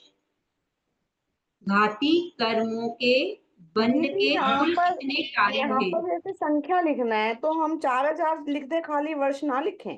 हाँ चलेगा, कोई बाधा नहीं, 4000 लिखेंगे तो भी चलेगा। और अगर हमने वर्ष लिख दिया तो क्या वो गलत माना जाएगा? ना ना ना, 4000 लिखा तो भी राइट है, 4000 वर्ष भी लिख दिया है खाली उसको बताने के लिए तो भी राइट है, उसमें कोई दिक्कत वाली बात नहीं है। आंसर में 4000 चाहिए हमको, 4000। घाती कर्मों के कर्म बंध के कुल कितने कारण हैं? तो इसका आंसर है 23। क्षेत्र विपाकनी प्रकृतियों में पुण्य प्रकृति की संख्या कितनी है? कितना 2। बोले दीदी? दूसरे का आंसर क्या बोले आप? 23। हाँ ओके ओके। तीसरा है 2। क्षेत्र विपाकनी प्रकृतियों में पुण्य प्रकृतियां 2 हैं। सूक्ष्म नाम कर्म की उत्कृष्ट स्थिति कितनी है? तो 18 कोड़ा कोड़ी सागरोपम, मतलब के करेंगे 18 भी करेंगे तो चलेगा। आहार वर्गणा कितने प्रकार की होती है? 3 प्रकार की, औदारिक वैक्री और आहारक। कर्म बंध के मूल कारण कितने हैं? तो कर्म बंध के मूल 2 कारण हैं, राग और द्वेष। प्रमाण कितने प्रकार का होता है? 5 प्रकार का। किस गुण स्थान में सिर्फ एक ही कषाय का उदय होता है? 10वें गुण स्थान में। किस कर्म प्रदेशों को आत्मा के साथ बंद करने के पश्चात कितना समय व्यतीत हो जाने के बाद उन कर्म प्रदेशों को अपर्तना द्वारा अबाधा काल में स्थापित किया जा सकता है? 1 आवलिका पश्चात। शुभ प्रकृतियों में स्वभाव से कौन सा अनुभव नहीं होता है? 1 स्थानक। क्लियर है साहब? स्थानक नहीं लिखा, एक लिखा। हाँ एक लिखा तो चलेगा, वो 1 स्थानक ही माना जाएगा। जी। ऐसे कितने जी? कर्मबंध के मूल कारण कितने हैं? मैंने 2 2 लिखा है, ऑप्शन 2 भी लिखा है और 8 भी लिखा है, ये गलत होगा या सही? आंसर तो 2 ही है ना, 8 कौन से लिखे साहब ने? आठो कर्म ज्ञानवन्य रसनावन्य कर्म वेदोवन्य। बंध के कारण पूछ रहे हैं ना हम कर्म के प्रकार नहीं पूछे हैं, तो इसका आंसर 2 है हमारा। मैंने दोनों लिख दिया। दीदी मैंने 256 आवलिका लिखी तो गलत है? काय में? ये वाले में कर्म प्रदेशों के आत्मा के साथ बंद करने के पश्चात कितना समय व्यतीत? 256 आवलिका तो एकदम गलती हो जाएगा ना, क्योंकि किताब में एकदम लाइन लिखा हुआ है कि 1 आवलिका के बाद उनका अपवर्तना किया जा सकता है। ओके 1 आवलिका तक बंद आवलिका सकलकरण के अयोग्य होती है, फिर उसकी अपवर्तना से वो प्रदेश उदय में आ सकते हैं। Okay okay, thank you. 1 आवलिका। एक समय भी गलत, एक समय भी गलत है सर। एक समय में तो उसकी अपवर्तना कर ही नहीं सकता है जी। कम से कम 1 आवलिका तक उन कर्म प्रदेशों को कुछ भी नहीं कर सकता है बंधने के। उसके 1 आवलिका के पश्चात ही उसमें कोई भी करण लगा सकता है। धन्यवाद सर। आंटी अगर है ना वो कर्म बंध के मूल कर्म अगर 85 लिख दिया तो गलत हो जाएगा आंटी? कर्म क्योंकि बंध के 85 मूल भी तो कारण, बंद के कारण ही दिए है ना। हाँ बरोबर है, कर्म बंध के 85 कारण भी तो 85 बंद के दिए कारण हैं। ही है ना। भाग 1 आपने पढ़ा होगा ना, अध्याय 1, हाँ उसमें हाँ नीचे हाँ। लिखा हुआ है कि महावीर स्वामी भगवान ने कर्म बंध के मूल 2 कारण बताए हैं, राग और द्वेष। तो ये प्रश्न मूल कारण हाँ की वो भी अपेक्षा है, और मानसिक, जी और अगर उस अपेक्षा से लिखा होता आंटी, किस अपेक्षा से, कि कर्म बंद के मतलब टोटल 85 की अपेक्षा को ध्यान में रख के लिखा तो। देखिए आपके भाव प्रशस्त हैं। अब वो जो एग्जामिनर जब चेक करेंगे ना, तब वो आपके आंसर्स को बता किस भाव से चेक करते हैं। आंसर हमारा 2 राइट है, और वो क्या नंबर देता है वो उस पर डिपेंड करता है। Okay aunty okay. ओके, ऐसे कितने आघाती कर्म हैं जिनकी सभी उत्तर प्रकृतियां जीव विपाकनी ही है? तो इसका उत्तर है 2। क्लियर है? आघाती कर्म हमारे 4 होते हैं, वेदनी, आयुष्य, नाम और हाँ गोत्र। क्लियर है। ओके, तो इसमें हमारा नाम छूट जाएगा और आयुष्य छूट जाएगा। 2 कर्म ऐसे हैं जिसकी सारी उत्तर प्रकृतियां जीव विपाकनी है। 12, सहयोगी जीव एक समय में कितने शरीरों के पुद्गलों को वर्ण आदि के रूप में परिणत कर सकते हैं?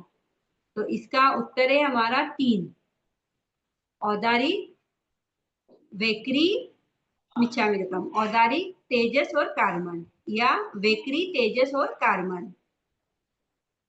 13, जीव कितने मूल कर्मों को सर्वथा क्षय कर केवली अवस्था प्राप्त कर लेते हैं? तो 4, जो हमारे घाती कर्मों का जब सर्वथा क्षय हो जाता है तो ही उसको 13वां गुण स्थान या केवली अवस्था प्राप्त होती है। उपशम श्रेणी चढ़कर यदि जीव अवरोहण करता है तो कौन से गुण स्थान तक क्रम से अवश्य गिरता है? अगर कोई जीव ने उपशम श्रेणी का अवरोहण किया है, मतलब आरोहण करके फिर अवरोहण हो रहा है, तो क्रम से कहाँ तक नीचे आना है उसको? तो 6ठे गुण स्थान तक। उसमें तो 7 से गिरता है, 7 तक 7 से क्रम से चढ़ता है और उसी तरह उतरता है, ऐसा लाइन लिखा आएगा है। ना, 11वें से सीधा 10वें में तो जाना अवरोहण, है। अवरोहण मतलब अब नीचे क्रम से कहाँ तक आएगा? तो क्रम से वो 6ठे तक तो क्रम से आएगा। नहीं, अब उसमें लाइन दी है, बोलिए। 7वें से आरोहण करता है क्रम से और उसी तरह उतरता है, तो 7वें तक क्या आएगा?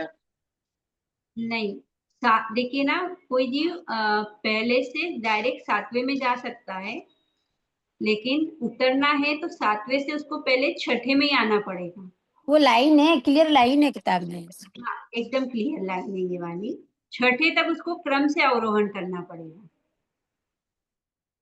अब प्रश्न नंबर 15, अमन ने चरम भव में यदि उपशम श्रेणी चढ़ी है तो उसी भव में अधिक से अधिक कितनी बार श्रेणी चढ़ी होगी? क्या आंसर लिखा आप लोगों ने?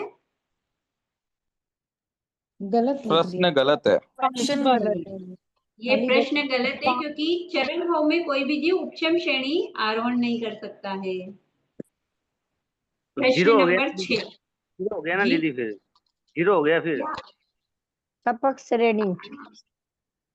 0 की बजाय अगर प्रश्न गलत है लिखेंगे तो ज्यादा बेटर है ऑप्शन हमारा। तो 0 लिख दिया। और अगर 0 लिख दिया तो क्या गलत हो जाएगा? मतलब कोई श्रेणी चढ़ी नहीं, जीरो का मतलब हो गया कोई श्रेणी चढ़ी नहीं ना। हाँ ठीक है, वो अपेक्षा से राइट है, लेकिन इसमें प्रश्न गलत लिखेंगे तो ज्यादा बेटर आपका ऑप्शन रहेगा कि ये प्रश्न गलत है। आपको एकदम क्लियर समझ आ रहा है कि चरम भव में उपशम श्रेणी नहीं होती, और 0 भी लिखा तो मीनिंग वही निकला उसका। संख्या बोले ना लिखने के लिए, तो 0 लिखने जी से भी तो नहीं, संख्या बोले, लेकिन अगर प्रश्न गलत है तो लिखा है कि आपको प्रश्न गलत है। चलिए, अब हम प्रश्न नंबर 6, घाती कर्मों से आत्मा के कौन कौन से मूल गुण का घात होता है? कोई 2 लिखना थे। तो अनंत ज्ञान, अनंत दर्शन, शायिक चारित्र और अनंत वीर्य। इनमें से कोई भी 2 ऑप्शन लिखे तो वो आपका आंसर राइट होगा। 2 ऐसी कौन कौन सी कर्म प्रकृतियां हैं जिनका जघन्य और उत्कृष्ट स्थिति बंध अबाधा काल 1 मुहूर्त से कम होता है। कौन सी प्रकृतियां जिनका जघन्य और उत्कृष्ट स्थिति बंध अगर कोई कर रहा है तो उनका अबाधा काल 1 मुहूर्त से कम होता है। आहारक वो प्रकृति तीर्थंकर नामकरण। तीर्थंकर और आहारक चतुष्क। प्रश्न नंबर 3, ज्ञानावरणी कर्म की ऐसी कौन सी उत्तर प्रकृतियां हैं जो अपने द्वारा घाती गुण का कभी आंशिक रूप से और कभी पूर्ण रूप से घात करती है? रीति जी, अगर बोलिए। अगर आहारक चतुष्क ने लिखा, आहारक द्विक लिखा होगा तो आहारक आहारक द्विक, द्विक आहारक लिखा जी, गलत होगा। आहारक द्विक ही आएगा क्योंकि दीदी बंध आहारक चतुष्क था ना।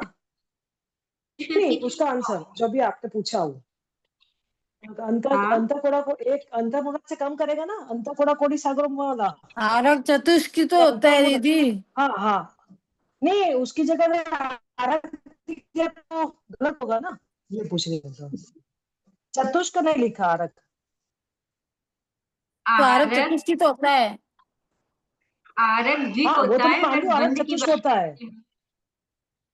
जी, हाँ, तो क्या माना जाएगा उसको? आहारक चतुष्क का है, अंतःकोड़ा हाँ, आरक चतुष्की आएंगे दीदी, वहाँ द्विक नहीं है।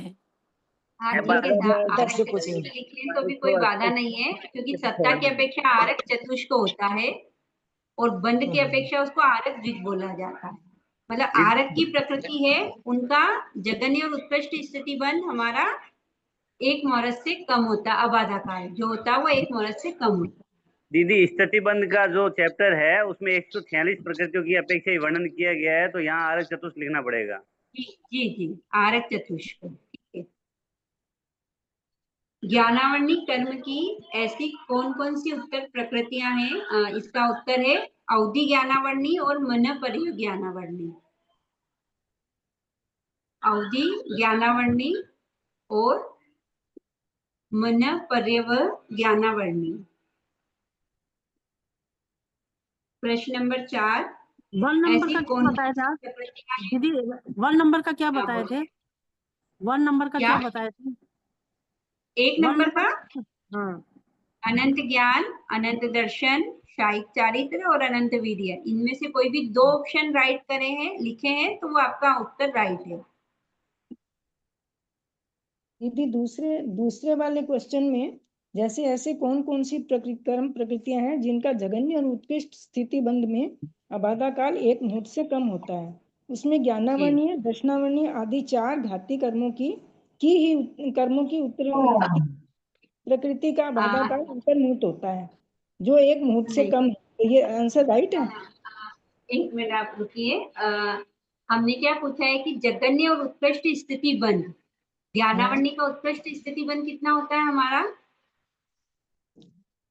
ज्ञानावरणी का तो हो गया कोटि कोटि सागरोपम। और उसका अबाधा कितना हो जाएगा? 3000 वर्ष। और हमने प्रश्न पूछा है कि जिनका जघन्य और उत्कृष्ट स्थिति बंध उसमें अबाधा 1 मुहूर्त से कम हो, तो ऐसी सिर्फ हमारे पास 5 प्रकृति है, आहारक चतुष्क और तीर्थंकर। अच्छा, तो जिनका जघन्य हो चाहे उत्कृष्ट हो स्थिति बंध, उनका अबाधा 1 मुहूर्त से कम मतलब अंतर मुहूर्त होता है। तो इसका भी तो जैसे अच्छा ठीक है, खाली जघन्य उसका 3000 हो गया ना सर। ज्ञानावरणी हो चाहे दर्शनावरणी हो, वेदनी होगा तो भी 3000 वर्ष है। ठीक है दीदी। अब प्रश्न नंबर 4, ऐसी कौन कौन सी प्रकृतियां हैं जिनका उत्कृष्ट स्थिति बंध 15 कोड़ा कोड़ी सागरोपम हो सकता है? तो इसका आंसर आएगा 7 वेदनीय, स्त्रीवेद, लोहित, कषाय और मनुष्य गति और मनुष्य अनुकूल। एक बार वापस प्रश्न का उत्तर बोल रही हूँ मैं। 7 वेदनी, स्त्रीवेद, लोहित, कषाय और मनुष्य गति और मनुष्य अनुपूर्वी, इन सबका उत्कृष्ट स्थिति बंध 15 कोड़ा कोड़ी सागरोपम हो सकता है। क्या प्रकृति? इसमें हम लोग 2-3 ही लिखे थे। गलत। 2-3 लिखिए तो 1 नंबर मिल सकता है। अगर 2 नंबर का प्रश्न है तो कोई बात नहीं, अगर राइट है तो उसमें आधे नंबर हो जाएंगे। अगला प्रश्न है, मिथ्यात्व ही सित्तर कोड़ाकोड़ी सागरोपम की स्थिति का बंध यदि 10 समय तक किया जाए तो पहले समय और 10वें समय का आबादा काल कितना होगा? ये इसका अच्छे से उत्तर है 7,000 वर्ष। अगर किसी जीव ने मिथ्यात्व का सित्तर कोड़ाकोड़ी सागरोपम की स्थिति का बंध शुरू किया, 10 समय तक कंटिन्यू कर रहा है, तो पहले समय पे और 10वें समय पे उसका आबादा काल कितना होगा? तो 7,000 वर्ष। क्यों? क्योंकि स्थिति सेम बन रही है सित्तर कोड़ाकोड़ी सागरोपम की। क्लियर है साहब?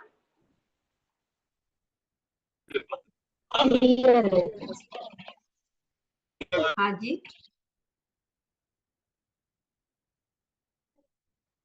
चलिए अगला प्रश्न, 11वें गुण स्थान से पतन के कारण लिखिए। आंटी क्या हुआ इसका?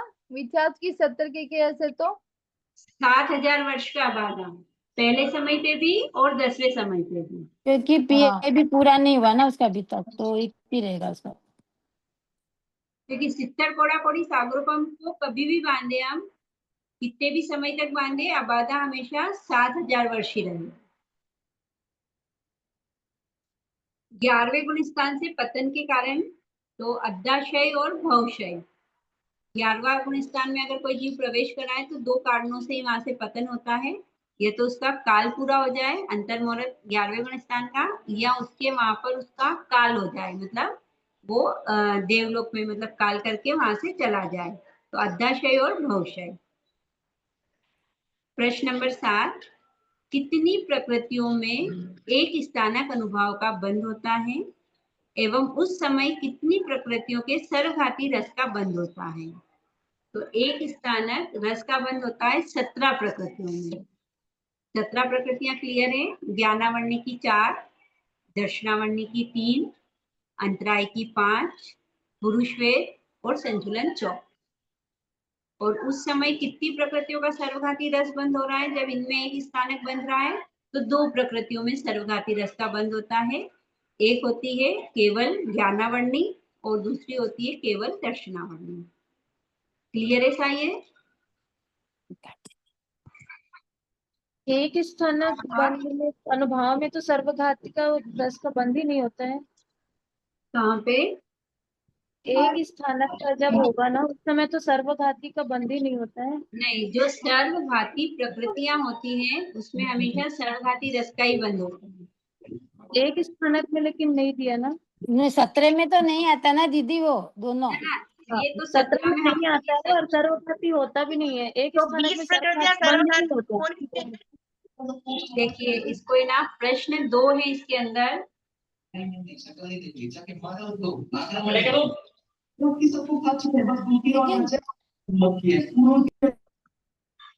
प्रश्न 2 है इसके अंदर, एक नहीं है।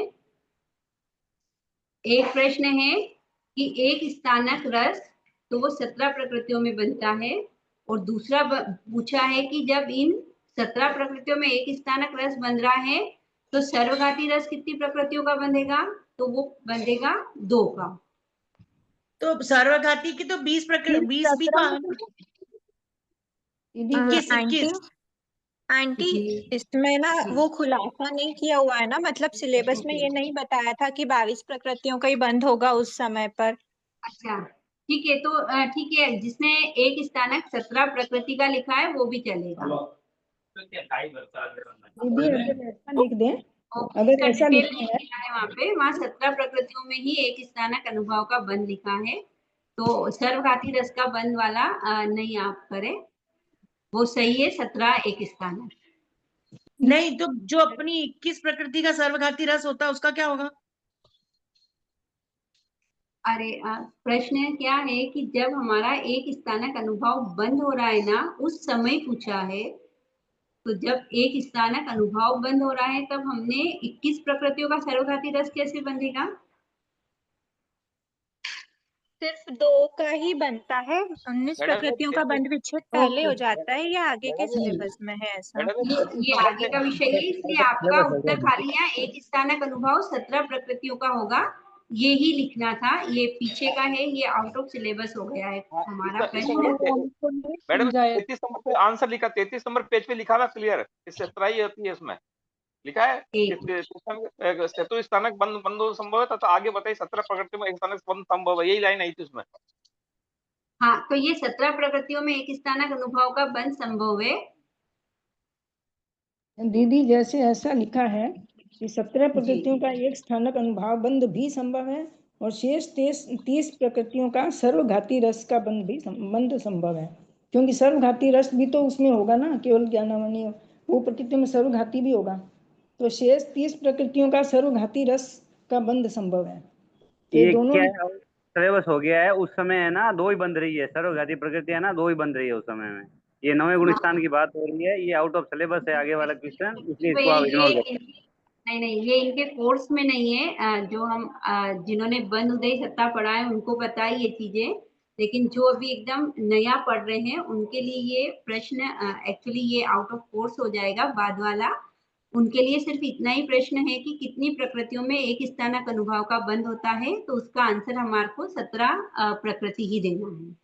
तो पहले तो जिसने 17 दिया है वो राइट है, और अपेक्षा से जिसने हमारा सर्वघाती 21 लिखा है या जो भी लिखा है वो एक बार चेकिंग के दौरान देख लिया जाएगा। बाकी 30 लिख दिया तो 30 प्रकृतियों का सर्वघाती रस का बंध संभव है, क्योंकि 30 में तो कोई आंकड़ा नहीं आता है ना हमारा। 30 प्रकृतियों का सर्वघाती रस बंध ऐसा तो कहीं पे भी नहीं लिखा है पूरी किताब में। क्योंकि जिसमें आंशिक है उसमें सर्वघाती, जैसे 4 सर्वघाती है तो 4 ही वो घाती नहीं और अघाती नहीं है ना, तो 17 बाकी 47 प्रकृतियों में उसमें सर्वघाती में आंटी देशघाती प्रकृतियों का भी सर्वघाती रस हो सकता है ना?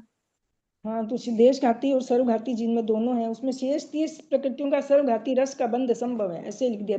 पहले तो ये लिख दिया 17 प्रकृतियों का एक स्थानक अनुभाव बंध भी संभव है, शेष 30 प्रकृतियों का सर्वघाती रस का बंध संभव है। तो ये क्या ठीक है, अपेक्षा से वो जैसा भी रहेगा आउट ऑफ सिलेबस है, कंफ्यूजन का भाव रहेगा। तो शेष अगर 30 लिखा है ना इसको छोड़ करके 17 को, तो वो एक बार चेक करने का भाव रहेगा। प्रश्न नंबर 8, रस दशक की प्रकृतियां, जो प्रकृतियां जीव विपाकनी है उन प्रकृतियों की जगन्य स्थिति लिखी है। अब हमको त्रस दशक में देखना है कि जीव विपाकनी कितनी प्रकृति होती है, तो 3 प्रकृति को छोड़कर बाकी 7 प्रकृतियां जो त्रस की होती है वो जीव विपाकनी है। उसमें त्रस, बादर और पर्याप्त, इन तीनों की जगन्य स्थिति होती है 2/7 सागरोपम में पल्योपम का असंख्यात्वा भाग कम, सुभग, सुस्वर और आधे। इन तीनों की जगन्य स्थिति होती है 1/7 सागरोपम में पल्योपम का असंख्यात्वा भाग कम, और यश कीर्ति की जगन्य स्थिति होती है 8 मोहर। एक बार रिपीट करना। हाँ, त्रस, बादर और पर्याप्त, इनकी जगन्य स्थिति है 2/7 सागरोपम में पल्योपम का असंख्यात्वा भाग कम, सुबह, सुस्वर और आधे, इनकी जगन्य स्थिति है 1/7 सागरोपम में पल्योपम का असंख्यात्वा भाग कम, और यश कीर्ति की जगन्य स्थिति होती है 8 मोहर। तो त्रस दशक की 7 जीव विपाकनी प्रकृतियां, और उनमें से 3 का 2/7 सागरोपम, 3 का 1/7 सागरोपम, और यश कीर्ति की जगन्य स्थिति 8 मोहर।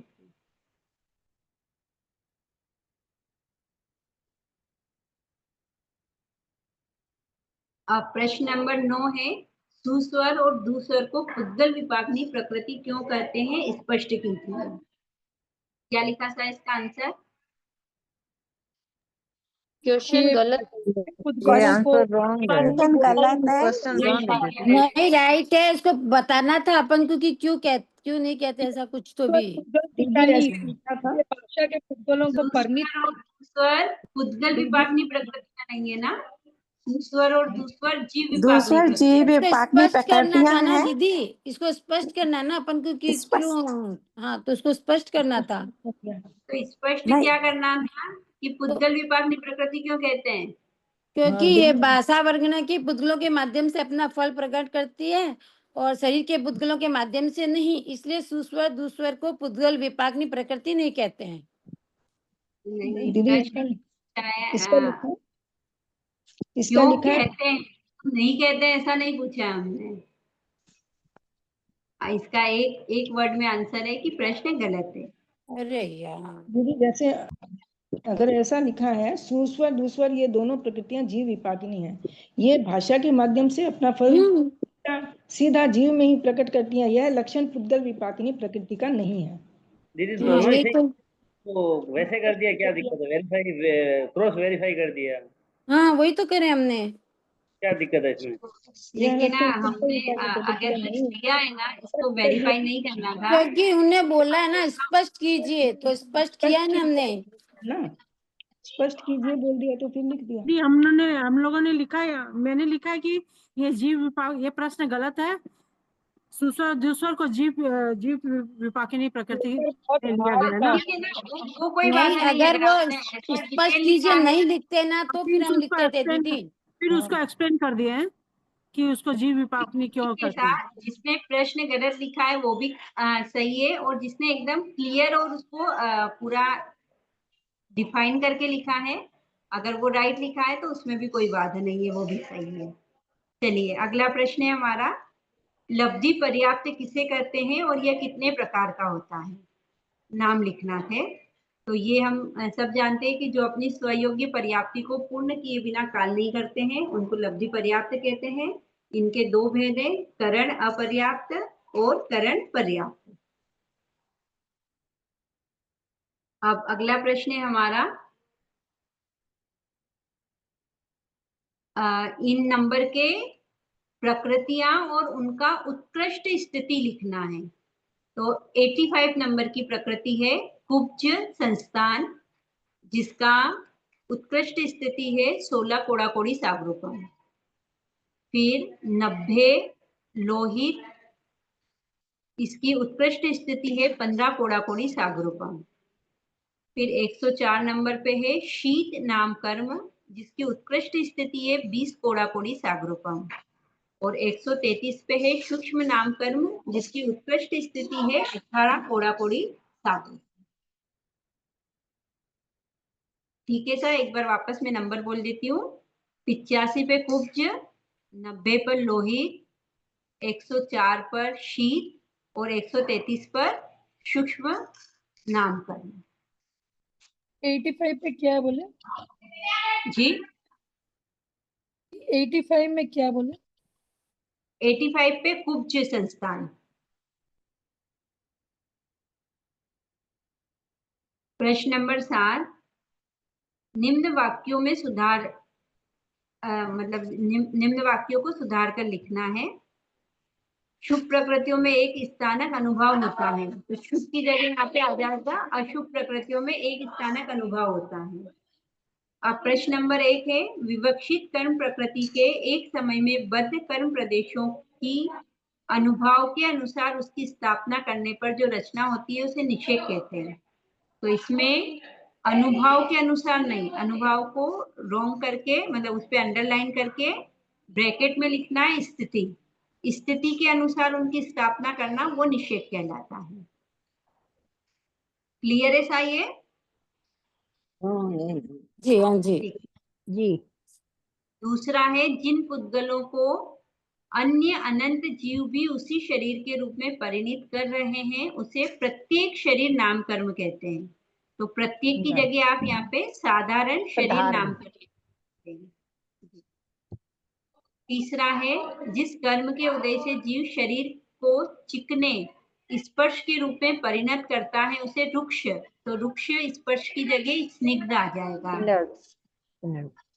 अंतराय कर्म बेड़ी के समान है, तो अंतराय भंडारी। हाँ, अगर आयु को लिखा तो बेड़ी, वो दोनों राइट है। अगर आयु लिखेंगे तो भी राइट है, और आयु नहीं लिख करके बेड़ी की जगह भंडारी लिखा तो भी राइट है। अंतराय कर्म को भंडारी के समान बोलना या आयु कर्म को बेड़ी के समान करना। दीदी वो चिकने की जगह लुखे लिखे, स्निग्ध की जगह तो गलत हो गया क्या? क्या लिखे? लुखे लुखे स्निग्ध को जैसे ब्रैकेट में लिखा भी लिखा है ना। अभी हम जो नए नाम पढ़े हैं ना, और ये स्निग्ध तो हमारा काफी पुराना प्रचलित नाम है। हाँ हाँ है, पर ब्रैकेट में लिखे थे ना तो मैंने वो गलती वो डाल दिया, तो कोई बात नहीं। ठीक है, वो एक बार देख सकते हैं, कोई बाधा नहीं, पर हमारा प्रचलित नाम जो स्पर्श का वो स्निग्ध ही है। चारित्र मौनी कर्म की दीदी ये 22 तीसरा की जगह वापस यहाँ पे बोलिए, हो तीसरा जाएगा वापस बोलिए, 21। इस तीसरा प्रकृतियों का वापस बोलिए। श्रेणी आरोहण कर। 21। अब प्रश्न नंबर 8, निम्न शब्दों के अर्थ लिखिए। क्षुल्लक भव मतलब सबसे छोटा भव, यह 256 आंवली का। अनुभाव मतलब रस। अप्रशस्त मतलब अशुभ या खराब फल देने वाला। क्षुल्लक भाव में अनुबंध 256 आवेली का बोले तो सही है क्या? क्षुल्लक भाव में 256 आवेली का। या सबसे छोटा भाव दोनों लिखा ऑप्शनल, तो दोनों राइट है। संप्राय का अर्थ होता है कषाय। अनुभव का क्या है? जी अनुभव एक बार वापस बोला ना पूरा, सॉरी। अनुभाव। क्षुल्लक भाव सबसे छोटा भाव या 256 आंवली का। अनुभाव मतलब रस। अप्रशस्त का मतलब हुआ या तो अशुभ या खराब। अनुबंध का मतलब होता है जुड़ाव। संप्राय का मतलब होता है कषाय, और अस्तित्व का मतलब होता है सत्ता या विद्यमानता। ये अनुभाव का मीनिंग तो शक्ति या पावर भी हो। हाँ, अनुभव मतलब रस, शक्ति, पावर, या उससे रिलेटेड जो भी है वो सब राइट है हमारा। दीदी दीदी क्वेश्चन नंबर 7 का तीसरे में आपने क्या बताया? 7 का तीसरा में देखिए, इसमें दो चीज हो सकती है। अगर लास्ट वाली लाइन है वृक्ष स्पर्श की जगह आप स्निग्ध करेंगे, वृक्ष को अंडरलाइन करके वहां पे स्निग्ध लिख दीजिए। या फिर जो जीव शरीर के पुद्गलों को चिकने की जगह अगर यहाँ पे कठोर स्पर्श के रूप में परिणित करता है तो उसे वृक्ष स्पर्श कहते हैं। दोनों कठोर थोड़ी होगा, आप कठोर थोड़ी होगा वो। कठोर तो कर्कश का होता है, कठोर तो कर्कश का होता है। कठोर मतलब वृक्ष के रूप में, चिकने मतलब चिकना लिखे मतलब लिखे स्निग्ध होगा, हो गया। लिखे होगा ना हाँ, लिखे। क्या कठोर कठोर नहीं मिक्सा लुखे के रूप में, हाँ वृक्ष लिखे के रूप होगा। में चेंज कर, लुखा लुखा या वृक्ष के रूप में। 7th का 5th का आंसर क्या है? पहले का क्या है? पहले का इसका पहले नंबर 1 21। प्रश्न नंबर 7 का पहले का क्या आंसर है? पहले का है अनुभव की जगह स्थिति आ जाएगा। ओके। और 5th में 25 आ जाएगा। 21 हाँ। और ये 8वें प्रश्न में चौथे का क्या है? अनुबंध मतलब जुड़ाव। अच्छा, संबंध नहीं बनेगा। अनुबंध मतलब दो जुड़ाव, संबंध एक ही चीज है ना। इसके पर्यायवाची जो भी है वो चल जाएंगे, कोई बाधा नहीं है।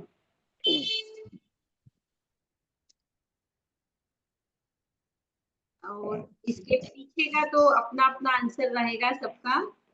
अब आपने कितने भाई बहनों को जोड़ा है वो भी आपके इसमें लिखा होगा आप लोगों ने। जिसने जितने ज्यादा जोड़ा उसको उतनी उतनी अनुमोदना। दीदी इसमें पासिंग मार्क्स क्या रहते हैं? 40। अच्छा, और दीदी ये कोर्स कितने टाइम का है, मतलब कितने देखिए, सालों हमारा का जो कोर्स? पहला फाउंडेशन कोर्स था वो 6 महीने का था। हाँ जी। उसके बाद इंटरमीडिएट ये भी हमारा पूरा 6 महीने, मतलब 1 साल में हमारा 1 से लेकर के और 11 अध्याय का पूरा कंप्लीट हुआ है। हाँ जी। लगभग 1 साल के अंदर ये पूरा कोर्स हुआ है। नहीं सर, दीदी है कि आगे अब क्या हो रहेगा? अब इसके आगे कोर्स, इसके आगे का फाउंडेशन हो गया, इंटरमीडिएट हो गया, अब इसके आगे का कोर्स संभावना बहुत जल्दी आप लोगों को सूचना भी आ जाएगी। और जो नए लोगों को आपने जोड़ा है उन लोगों के लिए लिंक भी आ चुकी है, तो उन लोगों को बोलिए कि आप अपना अपना फॉर्म फिल करें और हमको आगे सबको जोड़ने का भाव। मतलब आगे वाला फाइनल एग्जाम हो जाएगा अभी, इंटर हो गया ना, फाउंडेशन इंटरमीडिएट फाइनल। हाँ, संभावना अब वो नाम क्या आता है वो एक बार जो मैनेजमेंट टीम हमारा डिसाइड करके देगी। पर फाउंडेशन हमारा फाउंडेशन हो गया, इंटरमीडिएट हो गया, अब हो सकता है कि हमारा फाइनल कोर्स शुरू हो जाए। इसमें मैडम एक नाम भी लिखने के उनके जिनको हमने बताया ये कोर्स के बारे में? हाँ, उनके नाम लिखे थे ना इसमें, 2 भाई और बहनों के नाम, उनके शहर सहित, और अगर आपको याद होते हाँ, हैं हाँ। उनके मोबाइल नंबर भी दे दे तो और ज्यादा बेटर होता। अच्छा। दीदी अब अगला जो कोर्स आएगा वो ये तीनों पुस्तक भी ऐड रहेगी क्या साथ में? देखिए अभी संभावना है जो फर्स्ट कोर्स आएगा उसमें इन दोनों की या तो 20% या 30% इन दोनों का मिलाकर के जो भी रहेगा, ताकि इस बहाने हम पुराने कोर्स को भूलेंगे नहीं। नहीं तो क्या होता है कि हम आगे की पढ़ाई करते हैं और हम पीछे की सारी कर देते। तो इसलिए भाव ऐसा है कि ऐसा श्री राकेश मंजीवाला साहब जब हम लोगों को भी पढ़ाए, तो जब हमने 5वें साल एग्जाम दिया तब भी उन्होंने पहले दिन जो हमने पढ़ा था वो हमारे कोर्स में था। हाँ नहीं ठीक है दीदी, सही। भाभी मैडम जैसे पहले वाला हमसे क्या बता दो ना? हर पेपर पहले में वाला पुराना वाला चीज कैसे जी मैडम दीदी पहले वन वाले का क्या 12 जो थोड़ा ऐसे आप एक्सप्लेन करिए ना। बता दो मेरे को, पहले वाले जो क्वेश्चन था ना उनके अकेले पहले समझाना मत, केवल आंसर बता दो बस, केवल पेपर को आप एक बार बता दो ऐसे ही। ठीक है ठीक है। प्रश्न नंबर 1 का पहले वाले का आंसर बी और सी दोनों हो सकते हैं। बार बार आके बोल। दूसरे के आंसर है बी। क्वेश्चन नहीं है हमारे मैडम पास, क्वेश्चन नहीं हमारे पास। आंसर पेपर भेज ही रहे हैं ना आप। देखिए प्लीज आप अपने आप को म्यूट कर लीजिए जिसकी भी आवाज आ रही है। नहीं हमारे पास क्वेश्चन नहीं है मैडम, वो तो पेपर में चले गए सारे क्वेश्चन तो। भैया तो एक काम कीजिए ना, हमने ये आंसर से आपको अतिशीघ्र भेजने का भाव है, इसकी हमने आंसर शीट बना ली है, तो अतिशीघ्र शेयर कर ली जाएगी, इस पे आपको दे दी जाएगी। पेपर वापस हमको भेजे, ज्यादा बेटर है हमको इम्प्रूव करने के लिए। दीदी वन का 12 नंबर थोड़ा एक्सप्लेन करिए ना। वन आप का ये 12 बात नंबर। रख सकते हैं क्या सेंटर में हमारे क्वेश्चन पेपर हमको भेजे, आंसर पेपर सॉरी। दीदी तीसरे भाग में हम दोनों किताबें वापस पढ़नी है नहीं? हाँ, आपको अगले भाग में दोनों किताबों का रिवीजन रखना है, और अभी भी आप जब फ्री हैं तो आप इनका रिवीजन एक एक बार करते रहिएगा। जी जी जी। दीदी ये तीसरा एग्जाम भी 6 महीने में होगा या 1 साल में होगा? संभावना 6 महीने का, वो अतिशीघ्र आपको मतलब रिजल्ट के साथ ही ये सारी सूचना और आपकी बुक, ये दोनों चीजें भिजवा दी जाएगी। हमारे पेपर नहीं है तो हमारे आंसर शीट हमको भेज देंगे तो क्या हमको इजी रहेगा समझने के लिए कि हमने देखिए ये परीक्षा बोर्ड का ये शुरू से नियम नहीं रहा है कि किसी को भी आंसर शीट भेजी जाए, तो संभावना ये प्रोविजन तो होगा नहीं।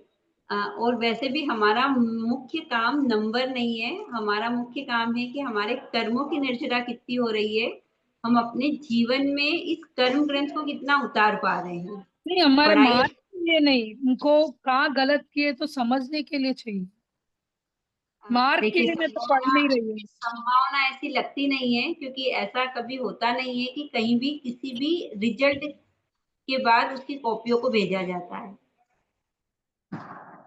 हाँ भाभी एक बात बोलनी थी आपसे। आपकी पूरी टीम को बहुत बहुत थैंक यू, हम सभी स्टूडेंट की तरफ से। आप लोग हमारे लिए बहुत मेहनत कर रहे हो, थैंक यू सो मच। आप लोगों का पुरुषार्थ और महापुरुषों का ही मार्गदर्शन है, तो मेरा ऐसा भाव है कि हम ज्यादा से दीदी ज्यादा थैंक यू सो मच। हाँ, और जिन आज्ञा विरुद्ध कुछ कहा हो तो उसके लिए क्षमा याचना। और साथ ही एक और सूचना है कि जिन भाई बहनों के 40 नंबर से कभी कम आते रिजल्ट में, या जो एग्जाम नहीं दे पाए हैं किसी कारण से, वो 20 तारीख को एग्जाम नहीं लिख पाए हैं, तो अतिशीघ्र उन लोगों के लिए एक एग्जाम होने वाला है। तो आप लोगों को वापस से प्रयत्न करना है कि जो लोग छूट गए, जैसे आपके फ्रेंड सर्कल में या आपके परिवार में कोई किसी कारण से नहीं दे पाया है, तो हम कोशिश करें कि उनको हम जो होने वाली एग्जाम है उसका पेपर अवश्य दिलवाएं, ताकि वो उसका मैडम एक साथ इसका रिजल्ट कब आएगा मैडम? का रिजल्ट भाव है कि 10 से 15 दिन में आपको रिजल्ट आ जाएगा। उसके बाद ही एग्जाम हो गया ना वो तो। हाँ, उसके बाद ही, ताकि रिजल्ट के बाद जो 40 नंबर से कम वाले हैं उन लोगों का एग्जाम वापस से हो जाएगा। और अब ये आंसर भेजो थे, क्वेश्चन के साथ में आंसर भेजना मैडम, तो पढ़ने में इजी रह सकती होगी। जी जी, पेपर के साथ ही आपको आंसर भेजने का भाव है। ठीक है, थैंक यू, जय जिंदर साहब। भाभी एक चीज और पूछना चाह रही थी मैं। ये प्रवेश ग्रंथि चलेगा अभी आगे या कुछ और चेंज होगा? नहीं, संभावना अभी प्रवेश ग्रंथ है। उसके बाद हमारा लगभग प्रवेश ग्रंथ की 10 बुक कंप्लीट होने के बाद, जैसे ये दूसरी बुक है प्रवेश हाँ ग्रंथ जी। में, संभावना हमारी लगभग 5 या 10 बुक है, और उसके बाद अच्छा। हमारा आधार ग्रंथ है। ओके जी, ओके। दीदी दीदी थैंक जैसे यू। ये पहला क्वेश्चन है ना, इसमें जो 5वां क्वेश्चन है ना, भावों की वो दूसरों के समक्ष अपने आप को धनवान दिखाने के लिए नकली या किराए के आभूषण पहनना। तो इसमें जो कर्म ग्रंथ और हमारा जीवन है, उसमें 50 पेज पे लिखा हुआ है, भावों की वक्रता से अशुभ नामकर्म का बंध होता है। जैसे काया व वचन में वक्रता का कारण भावों की वक्रता ही है। ये साफ लिखा है ना कि काया व वचन में वक्रता का कारण भावों की वक्रता ही है। अतः काया व वचन की वक्रता से संबंधित सभी बिंदु यहाँ भी यथा योग्य रूप से समझ लेने चाहिए। तो यहाँ भावों की वक्रता करेंगे तो गलत अपेक्षा होगा क्या? से ये वाला आंसर, दोनों तीनों जो भी है हमारे चारों आंसर अपेक्षा से राइट है। काया की वक्रता, भावों की तीव्र माया या ऐश्वर्य का मत, तो अपेक्षा से वो आंसर सारे राइट हो जाएंगे हमारे। लेकिन मैडम आपने पेपर में वही है, मैडम काया की वक्रता। मैडम पेपर आपने बहुत घुमा फिरा के दिया क्वेश्चन आंसर, जो चक्कर खा जाए आदमी। मैम एक रिक्वेस्ट थी, टाइम बहुत कम था एक्चुअली मैम, निकालने का था। ये कुब्ज और लोहित, ये नंबर से जो लिखा हुआ है ना, ये बुक में कहीं था क्या? मेरे को तो ये निकालने में हमारा जो कंफ्यूजन हुआ। नहीं, आपने जो हमारा भाग 1 से 4 पढ़ा है ना जी, उसमें ये बिल्कुल क्रम से लिखे हुए हैं। अच्छा, मैं वही इतना ध्यान नहीं दिया होगा, तो फिर वो चीज मेरी बहुत कंफ्यूजन किया। नहीं, हमको बोले थे ना वो उस पे ध्यान मत दो करके बोले थे, मतलब नंबर्स आएगा नहीं करके बोले थे, तो हम लोगों ने सोचा कि ऐसा किसने बोला था नंबर नहीं आएगा? दीदी 1 का 12 नंबर थोड़ा एक्सप्लेन करिए ना, 1 का 12 नंबर। नाम कर्म की 1500 वर्ष की स्थिति का बंद होने पर अबाधा अंतर्मुहूर्त होता है। देखिए हम एक क्लियर है कि जो भी प्रकृतियां एक कोड़ा कोड़ी सागरोपम से कम का बंद करती हैं, उनका सबका अबाधा काल अंतर्मुहूर्त है। और 1500 वर्ष तो बहुत छोटी हमारी राशि है, तो 1500 वर्ष अगर नाम कर्म का बंधा है तो उसका अबाधा अंतर्मुहूर्त का। इसमें उत्कृष्ट अबाधा काल और जघन्य अबाधा काल ऐसा कुछ नहीं लिखा हुआ है दीदी। ना, इसमें जगन्य इसका जगन्य भी अंतर्मुहूर्त है और उत्कृष्ट भी अंतर्मुहूर्त है, क्योंकि हमारा राशि फिक्स हो गया ना 1500 वर्ष नाम कर्म है और 1500 वर्ष है, मतलब दीदी जगन्य जय जिनेन्द्र। अंतर्मुहूर्त ही हो। दीदी जय जिनेन्द्र।